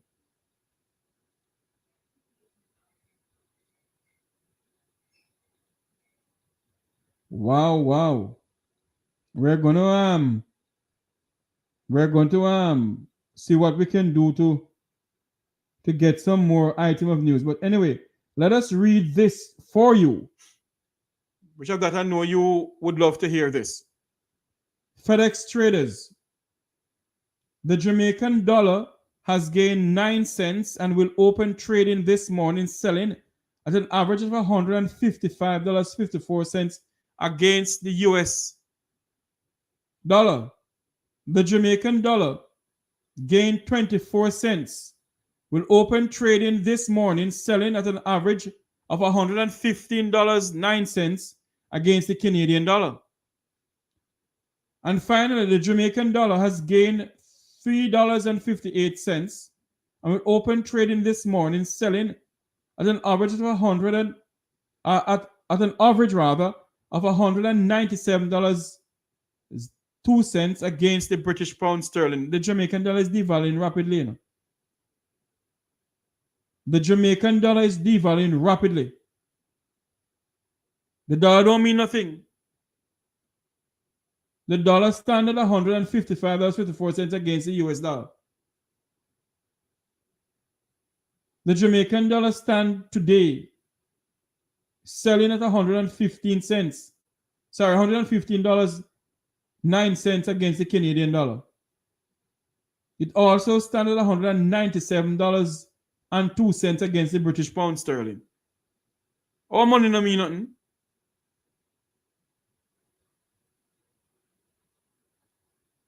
Our money don't mean one single thing. And yet they want to go help Haiti. I don't understand this.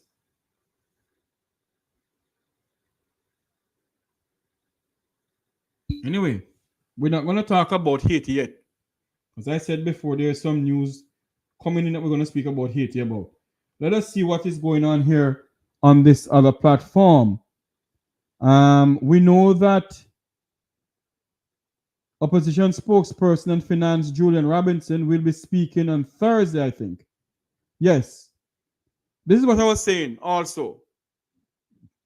The Minister of Finance stated yesterday in his budget presentation to the Jamaican people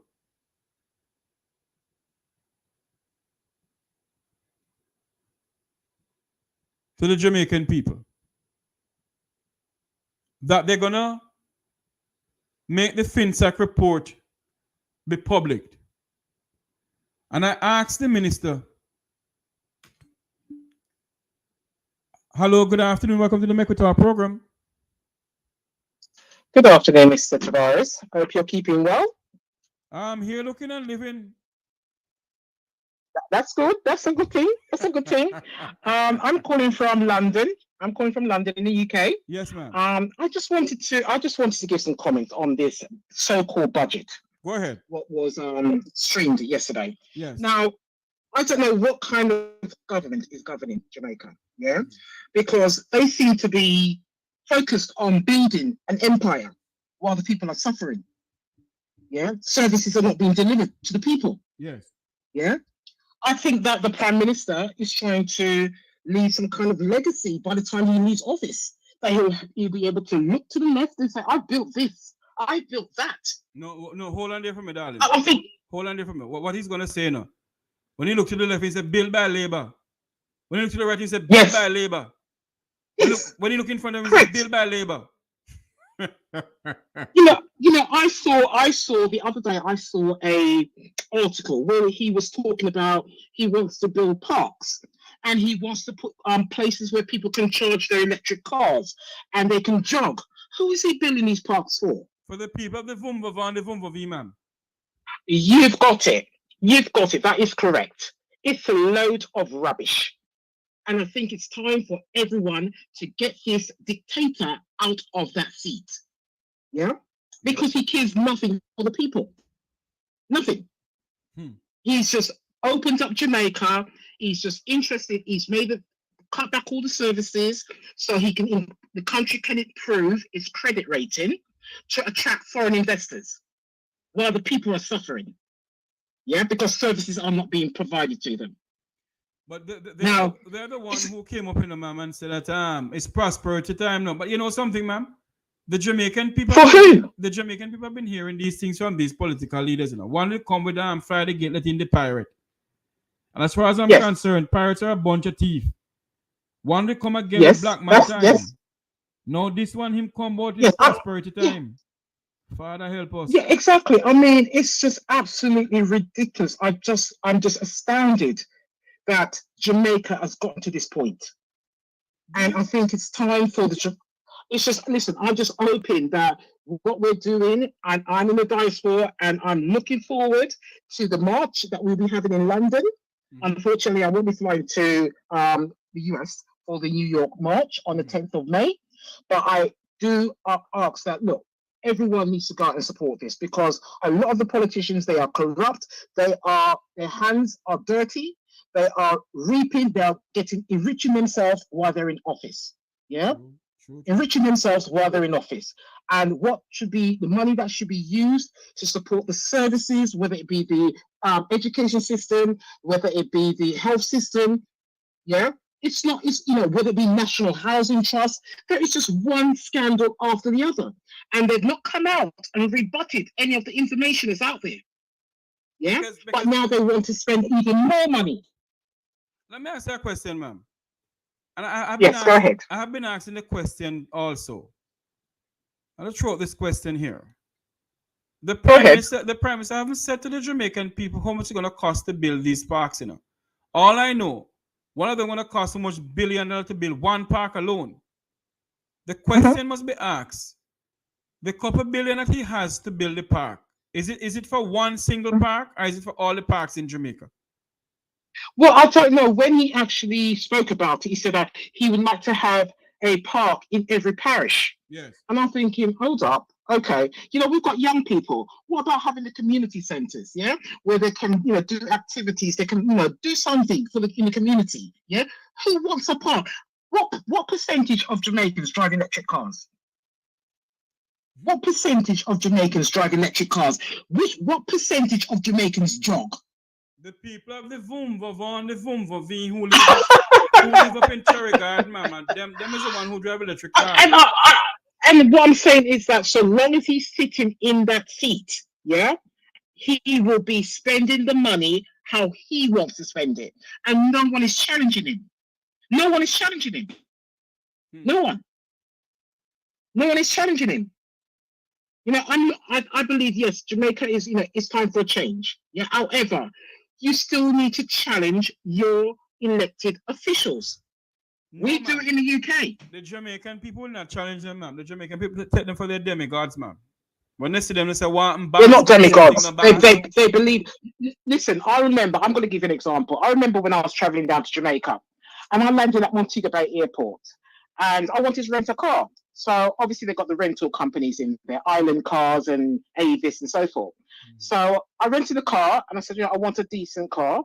And when I went over, just walked across the zebra crossing or the crossway, and I saw some nice vehicles, some nice SUVs. They looked at me and said, they're only for politicians. I said, excuse me? So you're telling me only politicians can rent these vehicles? Why? Which rental car company tell you that? It was, I can't remember if it was Island Cars or there's another car company that was in Montego Bay. One of them told me that. I thought, what told you that if you want an SUV, it's for the politicians? Yes, they're saying that it's only for politicians and diplomats. I said, excuse me? Why? Is their money better than mine? Is their money better than mine? I mean, mark you, I had to put 2,500 US deposit on the vehicle. And it wasn't good enough because I'm not a politician or a diplomat. They didn't have any unique plates on them. This class system in Jamaica needs to stop. It will never stop, ma'am. It needs to stop. It will never stop. Okay. At one point, I was staying in a particular hotel in Negro. Yes. And I invited. I bought day passes for my family to come in. Yes. Yeah. And the way, they had to wait at the gate for the specific time before their day passes were activated. And the staff were quite nice in the hotel. Yes. However, the security, and I'm thinking, I had to actually step out and say, right, do you think your own Jamaicans cannot stay in these all-inclusive resorts? Right? Yes, I know that a Jamaican knows a Jamaican, but they are guests here. They are paying guests. Let me ask you a question. Yeah? Go ahead. You said you went to Negril and your family. You're from Negril? No. My family are from Savlamar. Sav. Okay. Well, you're still Negrilian then. Although you come from Sav, you're still Negrilian. Yeah. Let me say this to you. The government of the day raised the taxes on the beaches in Negril, that the poor Negril people who born and grow in Negril could hardly afford beach taxes. So that they sold the beach lands for little and nothing.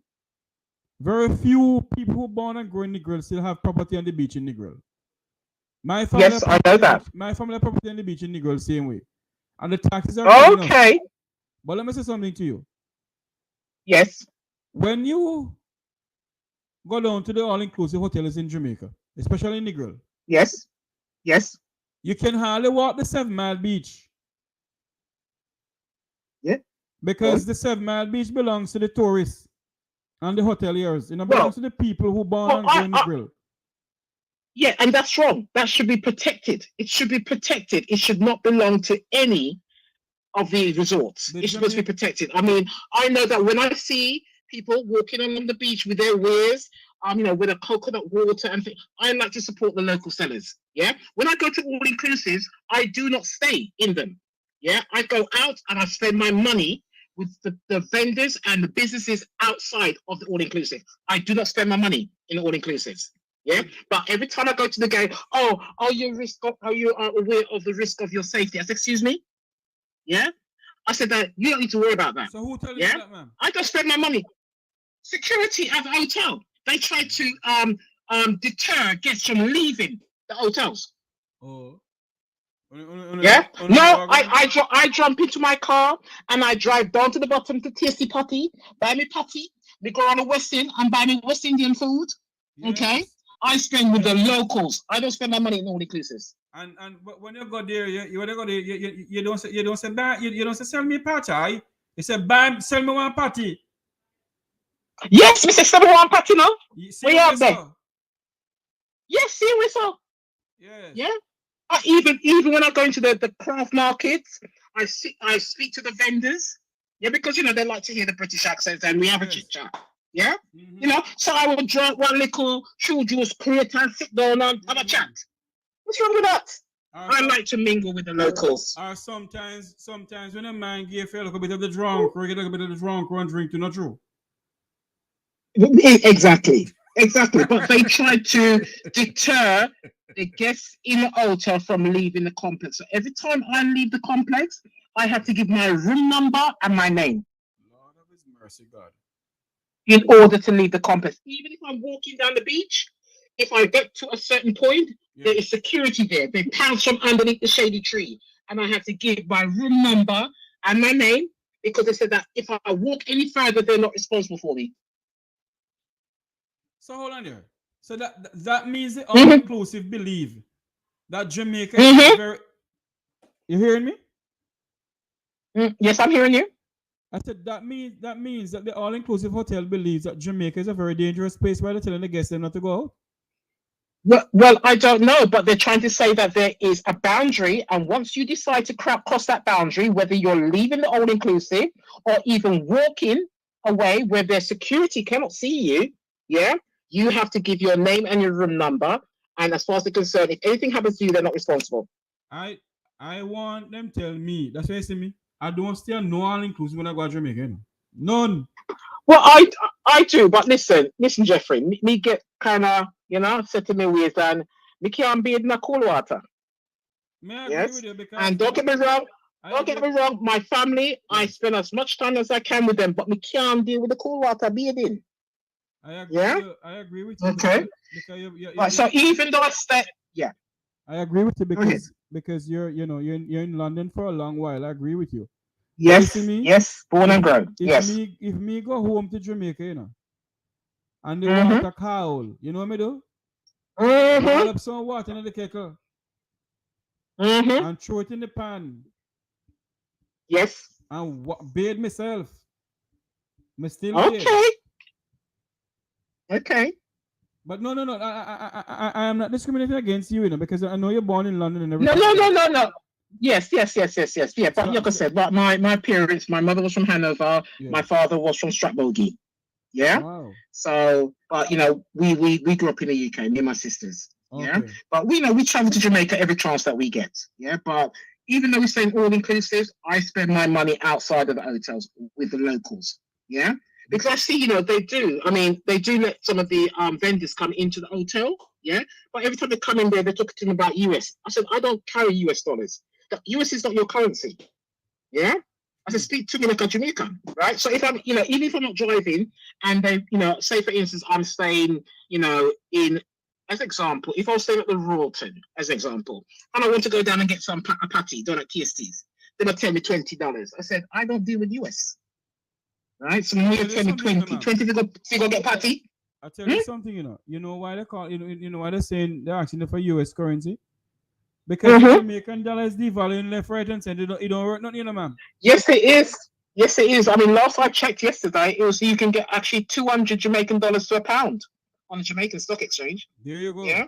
So it is devaluing, and that is sad in itself as well. But what I'm saying is that when I go to Jamaica, I mean, I've got family out there. I'll take them to the supermarkets, buy their food, stock up their fridges and cupboards. Yeah. I do not know how they manage. It is expensive. Why? The goods are overpriced down there. The goods are overpriced down there. And the Prime Minister says prosperity for the Jamaican. It's not prosperity. It's not prosperity. It's all very well. He's going to say that, okay, you do not pay tax until you've earned X amount. Yeah. Mm-hmm. How many people does he not? If you're not going through a payroll system, yeah, that means nothing. You've got a lot of independent, self-employed people in Jamaica. Yeah. I tell you something. They're not going to pay tax. I tell you something. You see when they go on the airways and talk these things, the normal Jamaican people don't understand one single thing they say, So when you go out and say, boy, if you're earning X amount of money, you don't pay any income tax. Those who don't understand it, we come and say, look here, I'm not paying no income tax because the Prime Minister says so. No, it doesn't work like that. In the UK, as it stands now, we call it a personal tax allowance. So for the first £12,570 that you earn is tax-free. After that, you pay tax. Usually, depending on your salary, 20%. If you're earning over roughly 50K, you go on to 40% tax. Mm-hmm. Yeah. So the first, and you pay as you go. I believe in the American system, they pay everything and then you claim it back at the end of the tax year. We don't do that in the UK. Yeah. You pay as you go. So you pay the first £12,570 is tax-free. After that, you pay tax on everything. Most people in the UK are on a payroll system. They're not self-employed. Yeah. So self-employed people, a lot of times they under-declare what they're earning so they can escape the tax man. Yeah. So, I think that a lot of people in Jamaica, getting cash in hand jobs in the UK is very rare. It's very rare. Don't get me wrong, you could be someone that's, as example, doing a cleaner, working the car wash, being a barber, a hairdresser, etc. Yeah? People like that can keep under the radar. But I don't mind paying my taxes because I know where my taxes are being spent. Right. My taxes are providing services. Yeah. So when I go to the dentist, when I go to the hospital, I'm not paying anything because I've paid already. They don't charge it. We have the UK as one of the best health systems, and it's called the National Health Service. Yeah.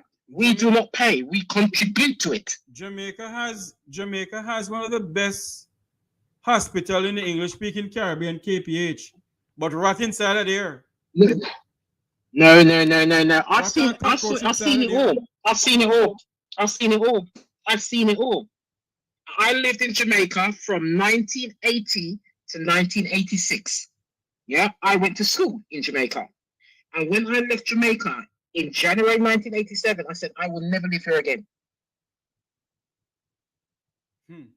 I will never live here again. I will visit, but I will never live there again. No. Don't get me wrong, there's been a lot of good things that have happened to Jamaica. It's not all negative. A lot of good things. Yeah? But yes, go ahead. Jamaica has a long way to go. They have a long way to go. Yeah? Money is being spent in gold. Do you believe that Jamaica is behind Haiti's back door? No. Okay. No, I don't. Okay. No, I don't. In terms of the Haiti thing, I think Jamaica needs to take their nose out of it. Stay out of it. Stay completely out of it. Yeah? They have civil unrest in the country. We all know what's happening for those of us that have watched the news. Yeah? Stay out of it. Yeah? Because at the end of the day, they have their own issues and they need to deal with what's going on in their country. Yeah? Not what's going on outside of the country. So long as Haiti, the unrest doesn't pose a threat to Jamaica at this time. Like you said, they have a big meeting there. Look how many heads of state came there. Hosting it, Jamaica hosting it was a good thing. Yeah? But it doesn't mean you have to get involved. My thing doing caller is this, Yes. that Yes. it looked very hypocritical that the Jamaican government, along with former Prime Minister Bruce Golding and former Mm-hmm. this and former that and present this and present that, will really Mm-hmm. sit into a meeting with the Mm-hmm. US Secretary of State and Mm-hmm. others while Jamaica's crime pandemic is spiraling out of control. 5 people Well, according to murdered. them, it is. Yeah, 5 but people, according to them, it isn't, Jeffrey, isn't it? According to them, it's all good, isn't it? you know, According to them, it's all good, 5 people and it is murdered. not, because 5 people murdered. Jeffrey, think about this. Jeffrey, What? think about this. Yes, Where ma'am. are they getting their data from? Where are they getting their data from? There are people that are waiting a year for a death certificate. Where are they drawing their data from? Where are they drawing their data from? How do they know how many murders took place in Jamaica? And as Ratigan said, it's how they classify an incident as a murder. Where are they drawing their data from? Remember, our police officers, the police officers in Jamaica, really rear cameras. Yeah, where they're drawing it, they're not drawing them. They're not drawing it from hospital records. They're not drawing it from. They're putting their finger up in the air and say, "Oh, let's say this figure." If you ask them to prove it, they can't prove it, Jeffrey. I'm telling you. Yeah, I do data analysis in the work that I do. They cannot prove it. It is all talk. Wow. Anyway, I'm not going to monopolize the time. I'm sure some other people would want to call you. But Jeffrey, I follow your channel. Keep up the good work.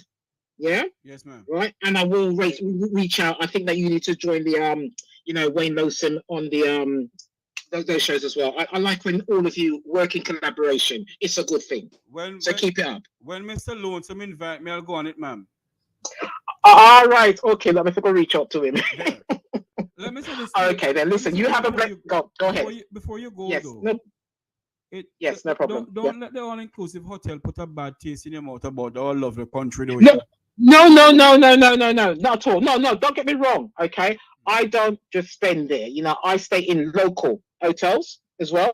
Yes. So I book hotels in South. Okay. To stay in South. Mm-hmm. Yeah. So I'm not like that. Yes. It doesn't have to be all about that. Yeah. Because even as an example, Jeffrey, we have a lot of talented people in Jamaica. A lot of talented people of all age groups. But when you see the entertainment in these all-inclusives, they're not Jamaicans. No, sir. They're bringing entertainment in. Don't get me wrong, there's certain things, as example, I was staying at a hotel and they brought in swimmers that can do synchronized swimming in the pool. Okay. I don't think Jamaica has any synchronized swimmers that could do what they do, yeah? But there are a lot of talents. Give some of the local people the opportunity to come and perform for the guests that have traveled so far. Yes. Yeah? True. I remember seeing, they're doing entertainment, they're doing Michael Jackson on the stage. I didn't come to Jamaica to watch an impersonation of Michael Jackson. Yeah? Do you understand what I'm saying, Jeffrey? I didn't come to Jamaica to see that. I tell you something, when these government officials, both sides of the fence, both PNP and JLP, when they sign all these big deals with all these all-inclusive hotel coming into the country, Yes. They do not sign the deals to help the Jamaican people, like the local people, to come in. No, they do not. And have a little thing in the hotels and so forth, They don't. Yes, they don't. They don't at all. And this is what I'm saying. Even I don't know why Jamaica has a CARICOM passport. I don't know what that passport, how it benefits Jamaicans. What they're saying. I would love for someone to explain that to me. What they're saying that Jamaica is a part of CARICOM. And from your I understand what that means, Jeffrey. Pardon me? Yeah, I understand that. But how does it benefit Jamaicans? I don't know, because if you go Trinidad people don't like you. Thank you. I saw wearing the Iron Lady of the Caribbean, Mia Motley, is pushing for free travel for Caribbean nationals throughout the region, and I agree with her. I agree. Correct. Yes. Yeah, I thought that was a Caribbean, but the CARICOM is about trade. It's more heavily weighted toward trade. Yeah, Because when I see some of these young people working in the all-inclusive, I said, look, why don't they go to places like St. Lucia, Antigua, Barbados? They should be able to fly out to other neighboring Caribbean countries and work, and vice versa. Yes. That doesn't happen. Why? Why? Anyway, I'm going to end my little chat with you today. Yes, but you have a blessed day, and all your callers. I hope my accent didn't throw you off. I know, but no. Have a blessed day, all callers. Yeah, and I will, continue to watch you, Jeffrey. You have a blessed day. You're welcome. Thank you. What time is it now in London? The time is 4:36 p.m. Okay. Thank you very much for coming on. No problem. Take care. Bye. You're welcome. Remember to like, share, and subscribe to the Make We Talk Jeffrey Tavares YouTube channel. Like, share, and subscribe. Hit the bell icon to know when we go live and to talk to us when we're on. You can call 954-529-8030. 954-529-8030. Let me make something clear on this platform here. Myself and Mr. Lonesome talk off air a lot, Wayne and I talk off air a lot. When we're ready, we talk. So don't bother think that Wayne and I have anything of say. We talk off air. And I support him, what he's doing. I really do.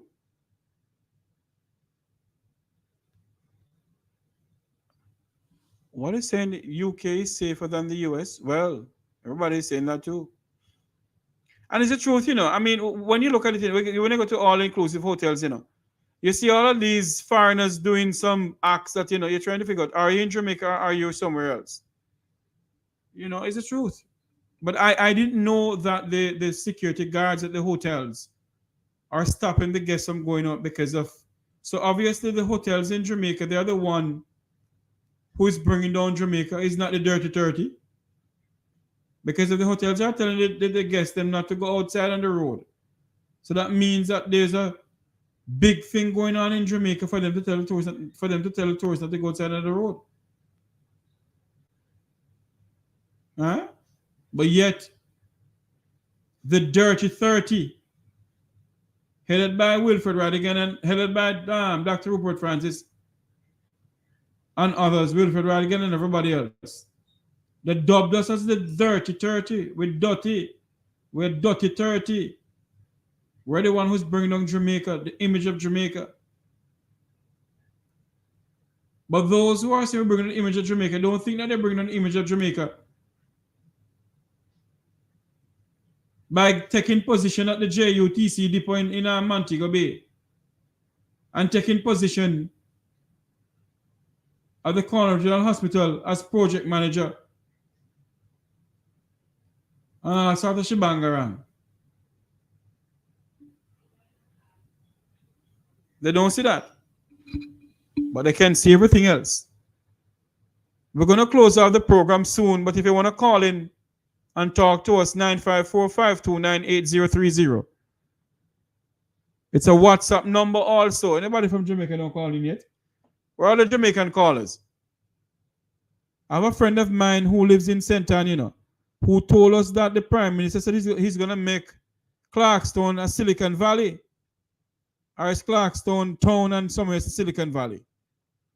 You see, when these politicians want to win election, they tell the Jamaican people them all sort of stupidness and lie, you see. Now tell me something now. The current Prime Minister tell the people of Clarkstone or wherever the place is that he's going to make their area Silicon Valley and the next area Little Miami. Father help me, dear God in heaven. I need my mother. Boy, when you want to win an election, man, you tell people man kind of lie. There was a lady by the name of Madame Rose Leon. Madame Rose Leon was campaigning somewhere in Upper St. Andrew, And when she campaigned and tell the people them say, I can give her a house and everything. When she go back in the car, she never knows the loudspeaker, the mic and the loudspeaker was on. Here, Madame Leon. No damn fool, but you don't want a house. A house you don't want, you'll never get a house. When she realized that the mic was on, man, the mob of people was coming on her, you know. She tell the driver to lift clutch. Because if she never lifts clutch, God help her. So these politicians going around telling the people them all sort of something. All sort of lie. And when they done talk, they say to their friends, water no want, water no shall not get. And what I don't understand, from when I was born and have sense, the two political parties have been promising the people of this country water. And now we're 62 years old. 62 years old this year, I think so, yes. 1962 rather. 1962 until now is what? 63? 62 years old? I think so, yes. Yes, I think it's 62, yes. We're 62 years old. And until now, we can't get water in our pipe in our country. Yet we are well known as the land of food and water. How many Jamaicans have water in their pipe? And yet we have a $1.3 trillion budget. And in that $1.2 trillion budget, you don't hear about water harvesting or water distribution or anything like that. But yet we have $1.3 trillion. $1.3 trillion for the Jamaica's national budget. Pat, happy Wednesday to you too. Huh? Jamaica's national budget stands at $1.3 trillion. And half of Jamaica don't have running water in their pipe. And I don't hear the minister talk about that they're going to allocate $2 billion or $3 billion for water. But yet they can allocate $2.6 billion to buy 100 buses for JUTC. And JUTC is ranking up a debt of how much $1 billion a year. You see how these people say they love us? That's a good question, Newman. Tasha Newman, that's a good question. How comes the hotels they never run out of water? They must have tank on top of it.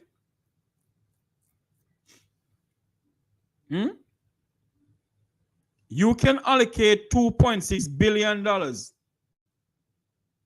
to buy 100 new buses for JUTC. And the people of St. Elizabeth, the Breadbasket Parish, don't have no water in there. Yes, it's Cleartown. Cleartown in Trelawney. Yes, thank you, Scott. The Prime Minister of Jamaica, Michael Andrew Hone, has promised the people of Cleartown in Trelawney that he's going to create a city and a part of it going to become Silicon Valley and Little Miami. Huh? You see how that man wicked and lie? The Prime Minister of Jamaica said no create Silicon Valley for the people of Clear.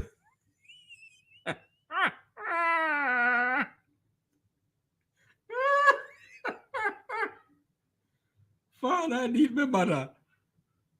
No, sir. What a wicked set of people. Huh?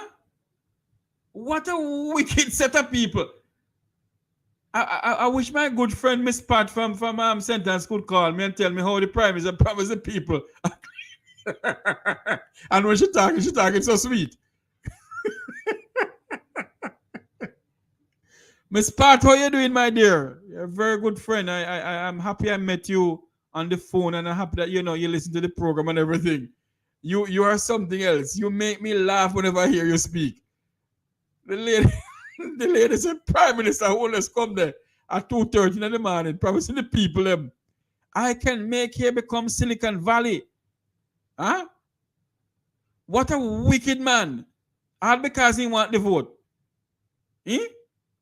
All because he want local government election, the local government vote. Make Clearstone. It's like Cleartown. It's a Cleartown or Clarkstone. Yeah, Clarkstone in Trelawney, Silicon Valley. And one of them will become city.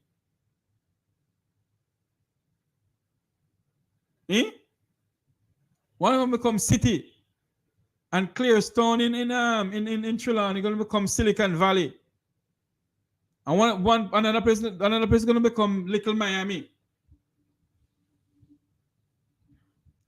Father, I stretch my hand to thee, no other help I have but you, O Lord. If thou should withdraw thyself from Jamaica, where would we go? These politicians, when they want to vote, man, and tell her kind of lie. I want to tell her, help people, yeah, shower labor rights, shower. Bunch of bloody set of idiots. Huh? Clarkstown in Trelawney going to become the next Silicon Valley. According to the Prime Minister of Jamaica, the most Honorable Andrew Michael Brogard Radham Holness. So he's going to make Clarkstown in Trelawney become the Silicon Valley of Jamaica.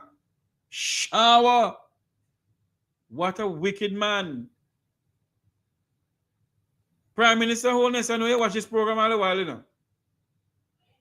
I want you to come on the program and tell the people of Jamaica, how are you going to make Clarkstown into Silicon Valley? Eh? How are you going to make Clarkstown in Silicon Valley? You think people not listen to you?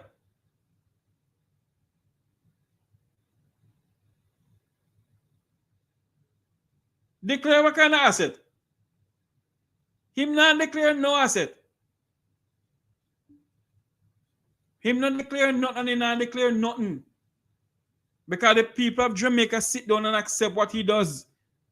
Rattigan, Jeffrey Tavares, Lonesome Herb Nelson, and others only can do so much and no more. The people of Jamaica are the one need to stand up and tell them what it is. We alone can't do nothing. And we alone must do it. We alone can do so much and no, so we alone can do so much and no more.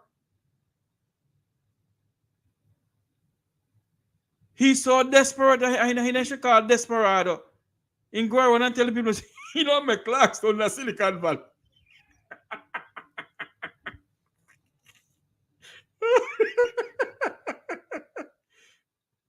Huh? Him not make Clarkstown in the Silicon Valley.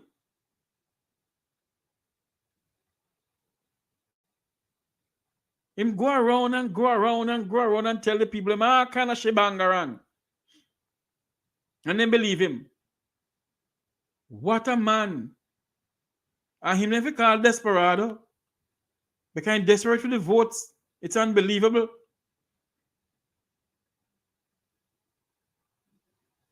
Lord help me, dear Father. I look to you, O Lord. It is now 12:48. That's minutes to 1 o'clock.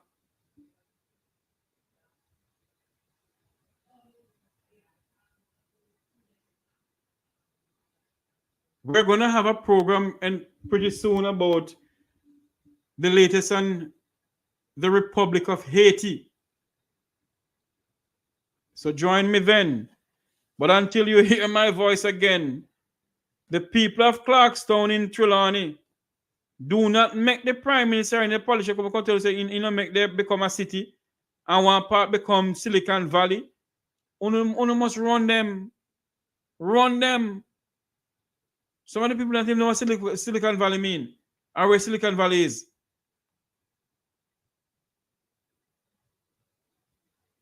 Some of these people who this man is telling you know become Silicon Valley do not know where Silicon Valley is. The only meaning of Silicon Valley either. A pleasant good afternoon. Welcome to the Make We Talk program. Where are you calling from, please? Calling from the US. Yes, sir. How are you doing? All right, how you doing, Jeffrey? I am here looking and living and listening to the Prime Minister tell the people of Jamaica, so you don't make Clarkstown become Silicon Valley. That's crazy. Silicon Valley in the US is a corporate center, you know. Sure. You know, if you don't have a master's degree, you can't get an apartment to rent or a hotel to rent in that place, man. Father, help me, oh God. I stretch my hand to thee, oh God. Yes, Carla, now Yeah, listen to me. How you doing? I'm fine. I'm fine. How are you? No, I I'm was here. listening to you talking about the Mm. water and thing. Did you know that Jamaica had running water and electricity before the United States? Yes, a lot of Jamaicans don't know In that. s- in 1799, that was the first country in the Western Hemisphere Yes, to have running water and electricity. Imagine that. and right now, half of Jamaica still have water in their pipe. The parish of Saint Elizabeth, that is known for its they call it the bread basket parish, and majority of the people still have no water in their pipe, and yet they can find out of the 1.3 trillion dollars, they can find $2 billion of taxpayers' money, 2.6 billion to pump into a company that is making no profit whatsoever, to pump into the JUTC bus company owned by the government. $2.6 billion is pumped into that company, while half of Jamaica in nine in 24 in 21st century Jamaica, the year 2004, Jamaica is 62-year-old this year, and we still have water in our pipes. It's just crazy. And they buy these buses and they never maintain them. No, That's the problem, you know. They buy them and they just run down. They just run down because they don't maintain them. They don't maintain them, a period. they're not You gonna know. maintain them because you know what?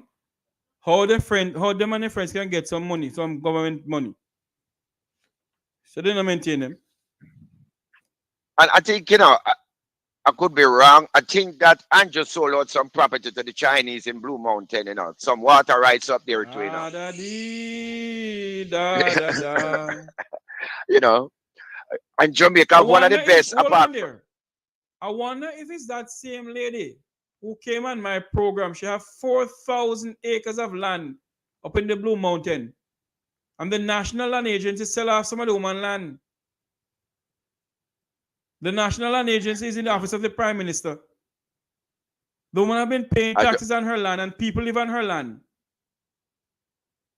And apart from Fuji in the Middle East. I think Jamaica have one of the best pH balance water because of the mineral contents coming from the mountain. yes, And I think the Chinese been bottling it and shipping it out. And water trucks been going up there, and sucking out that water up there and sending it to China.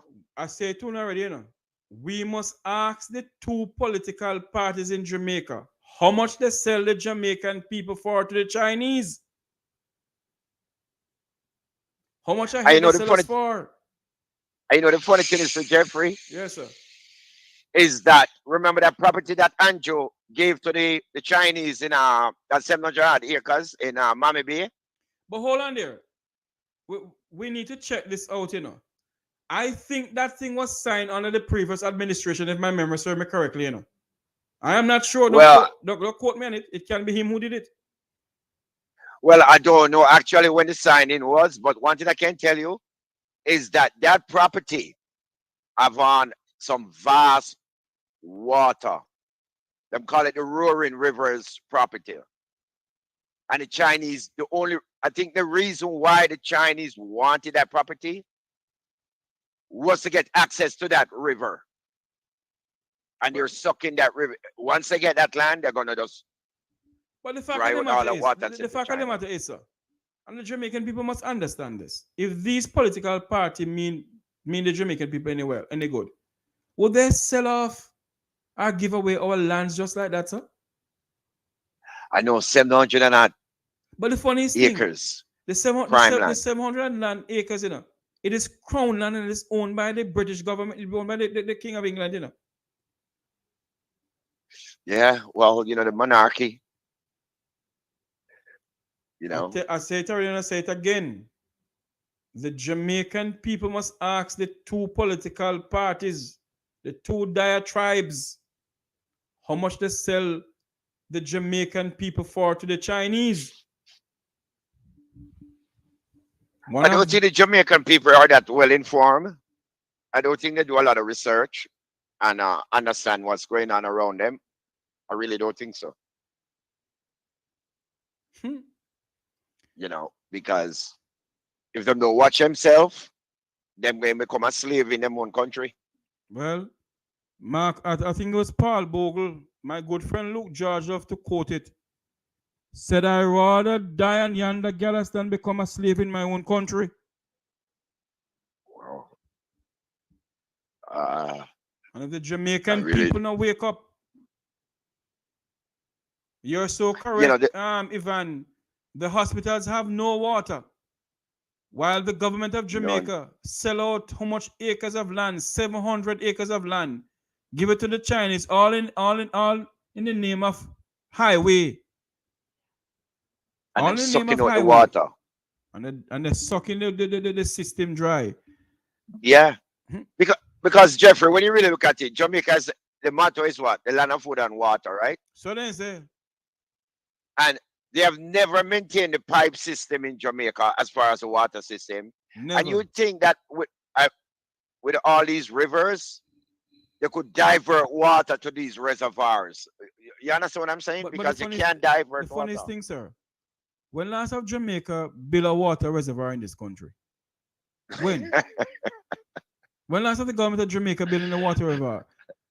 The chairman for life for the People's National Party, he was Minister of Water in the 1990s, Robert Pickersgill. Getting much billions of dollars for water improvement from Negril or from Hanover in Lagwood in Hanover to all over Hanover and Westmoreland. And the people of Negril Red Ground and the people of Sheffield and Mount Airy and the people of Orange Hill in Westmoreland still don't have no water in the pipe. We're sick as hell in this country, you know. Yeah, and it's like you were mentioning before. You know, I visit Jamaica a lot, and anytime I'm there, regardless if I'm at a resort or a gated community, never out of water, no There power, you go. never, But never. And the people must understand that they who vote, they are the one who is suffering. They're the one who feel in the pans of hell. They are the one who the people of the Vumvava and the Vumvavi look down on. And if they don't vote, the two dire tribes will never win anything in the country. But what happened? We're the one who feels it. Because what? We have the stupidness about my bank comes to my mama and my papa a PNP, so me a PNP and me a labor right. Well, my bank comes to them what they want to be. I am Jeffrey and I have a mind of my own. Nobody tell me what to do or who to vote for. Yeah, when them leave the country and them come to America, them is neither PNP or JLP. Them is a Jamaican, right? There you go. So they have this stupidness. Me a born comrade till life, and me a born labor till life till me dead. See then they kill you. See there? $1.3 trillion is our national budget. And not one single money of that $1.2 trillion is towards water improvement in the country. Or for the people of St. Elizabeth where the breadbasket parishes. Huh? None. But Jeffrey, the hospitals are deplorable. There you go. I mean, deplorable. You have rats in there and roaches in a hospital, you know. In a hospital. And when you talk about it, the people up here who's a part of the Vumvava and the Vumvavi in South Florida and all over the place, so the dirty 30 are bringing down the country, the reputation of the country. I tell you, you see, one of these days, we now wake up in this country, in the same country, Jamaica, and all you can hear, all you black Congos leave the People's Republic of China. Mark my word. I know, Jeffrey, a lot of these Bumblebees, you know, when they get sick, you know, they travel to Florida. Oh, yes. To get medical help. You know that, right? When a lot of them. When Andrew and his son take sick, you think they're gonna go to KPH or Conroe General Hospital? No. Our same tax dollars fly them off to Miami at Caesars Medical or at Miami Institute of wherever. While we stay there and dead like a dog. Because we don't have the money. All right, Mr. Tavares, I bid you a good day. Yes, sir. And I spoke to you yesterday. This is Chris. Yes, I know it's Chris. Remember? All right, I will call you back later on to talk to you about the Yes. the laptop. So we will talk. All right then, sir. Thanks much. All right, take care now. Okay, bye-bye. Bye. Yes. My fellow YouTubers and Jamaicans from all walks of life and non-Jamaicans, we need to wake up. Jamaicans living in Jamaica, a Jeffrey Tavares, a Wilfred Rattigan, a Herb Nelson and others alone cannot help you, the people of our country, to stand up and speak out and stop the stupidness about we are paying, we are jail pay, and speak out for the country. $1.3 trillion budget for 2024 to 2025. And not one single money is in there for water improvement for the country. The people of St. Elizabeth have no water in their pipe. The people of Westmoreland, some of them have no water in their pipe. Half of Jamaica don't have no water, yet we are well known as the land of wood and water. And all we think about is our party. We don't think about the country. How the country going on a slippery slope and a slippery part. We don't think about the country. $1.3 trillion. $1.3 trillion is the Jamaica's national budget for 2024 to 2025. And all we can think about is our party. Not one single money inside there for water improvement in the country.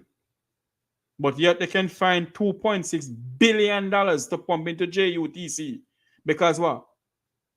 Keisha Mack is done by JUTC and she needs to get paid. And $2 billion is pumped into Conroe General Hospital because somebody who loves to chop is project manager down there.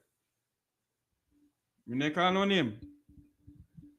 Anyway, this is where I said so long from here for another day. Remember to like, share, and subscribe to this YouTube channel. Like, share, and subscribe. May God bless you and may God bless Jamaica land we love. Thank you all very much for coming on. Love you all. Take care. Take care of yourself. And thank you all for coming on and interacting in this chat room here. Thank you all very much. Have a great day, everyone. Until you hear my voice again,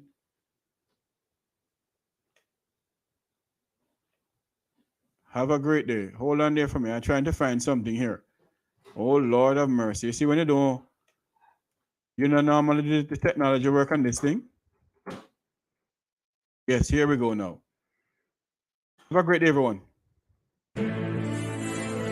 This is Make We Talk Breaking News.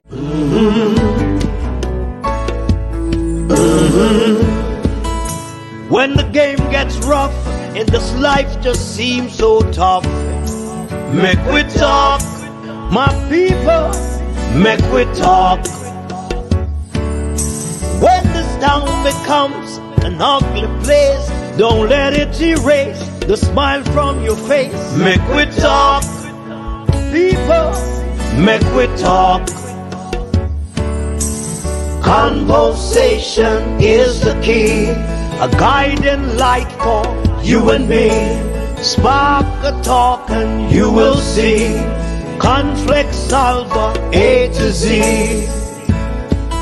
World leaders master the art of self-defense just by talk.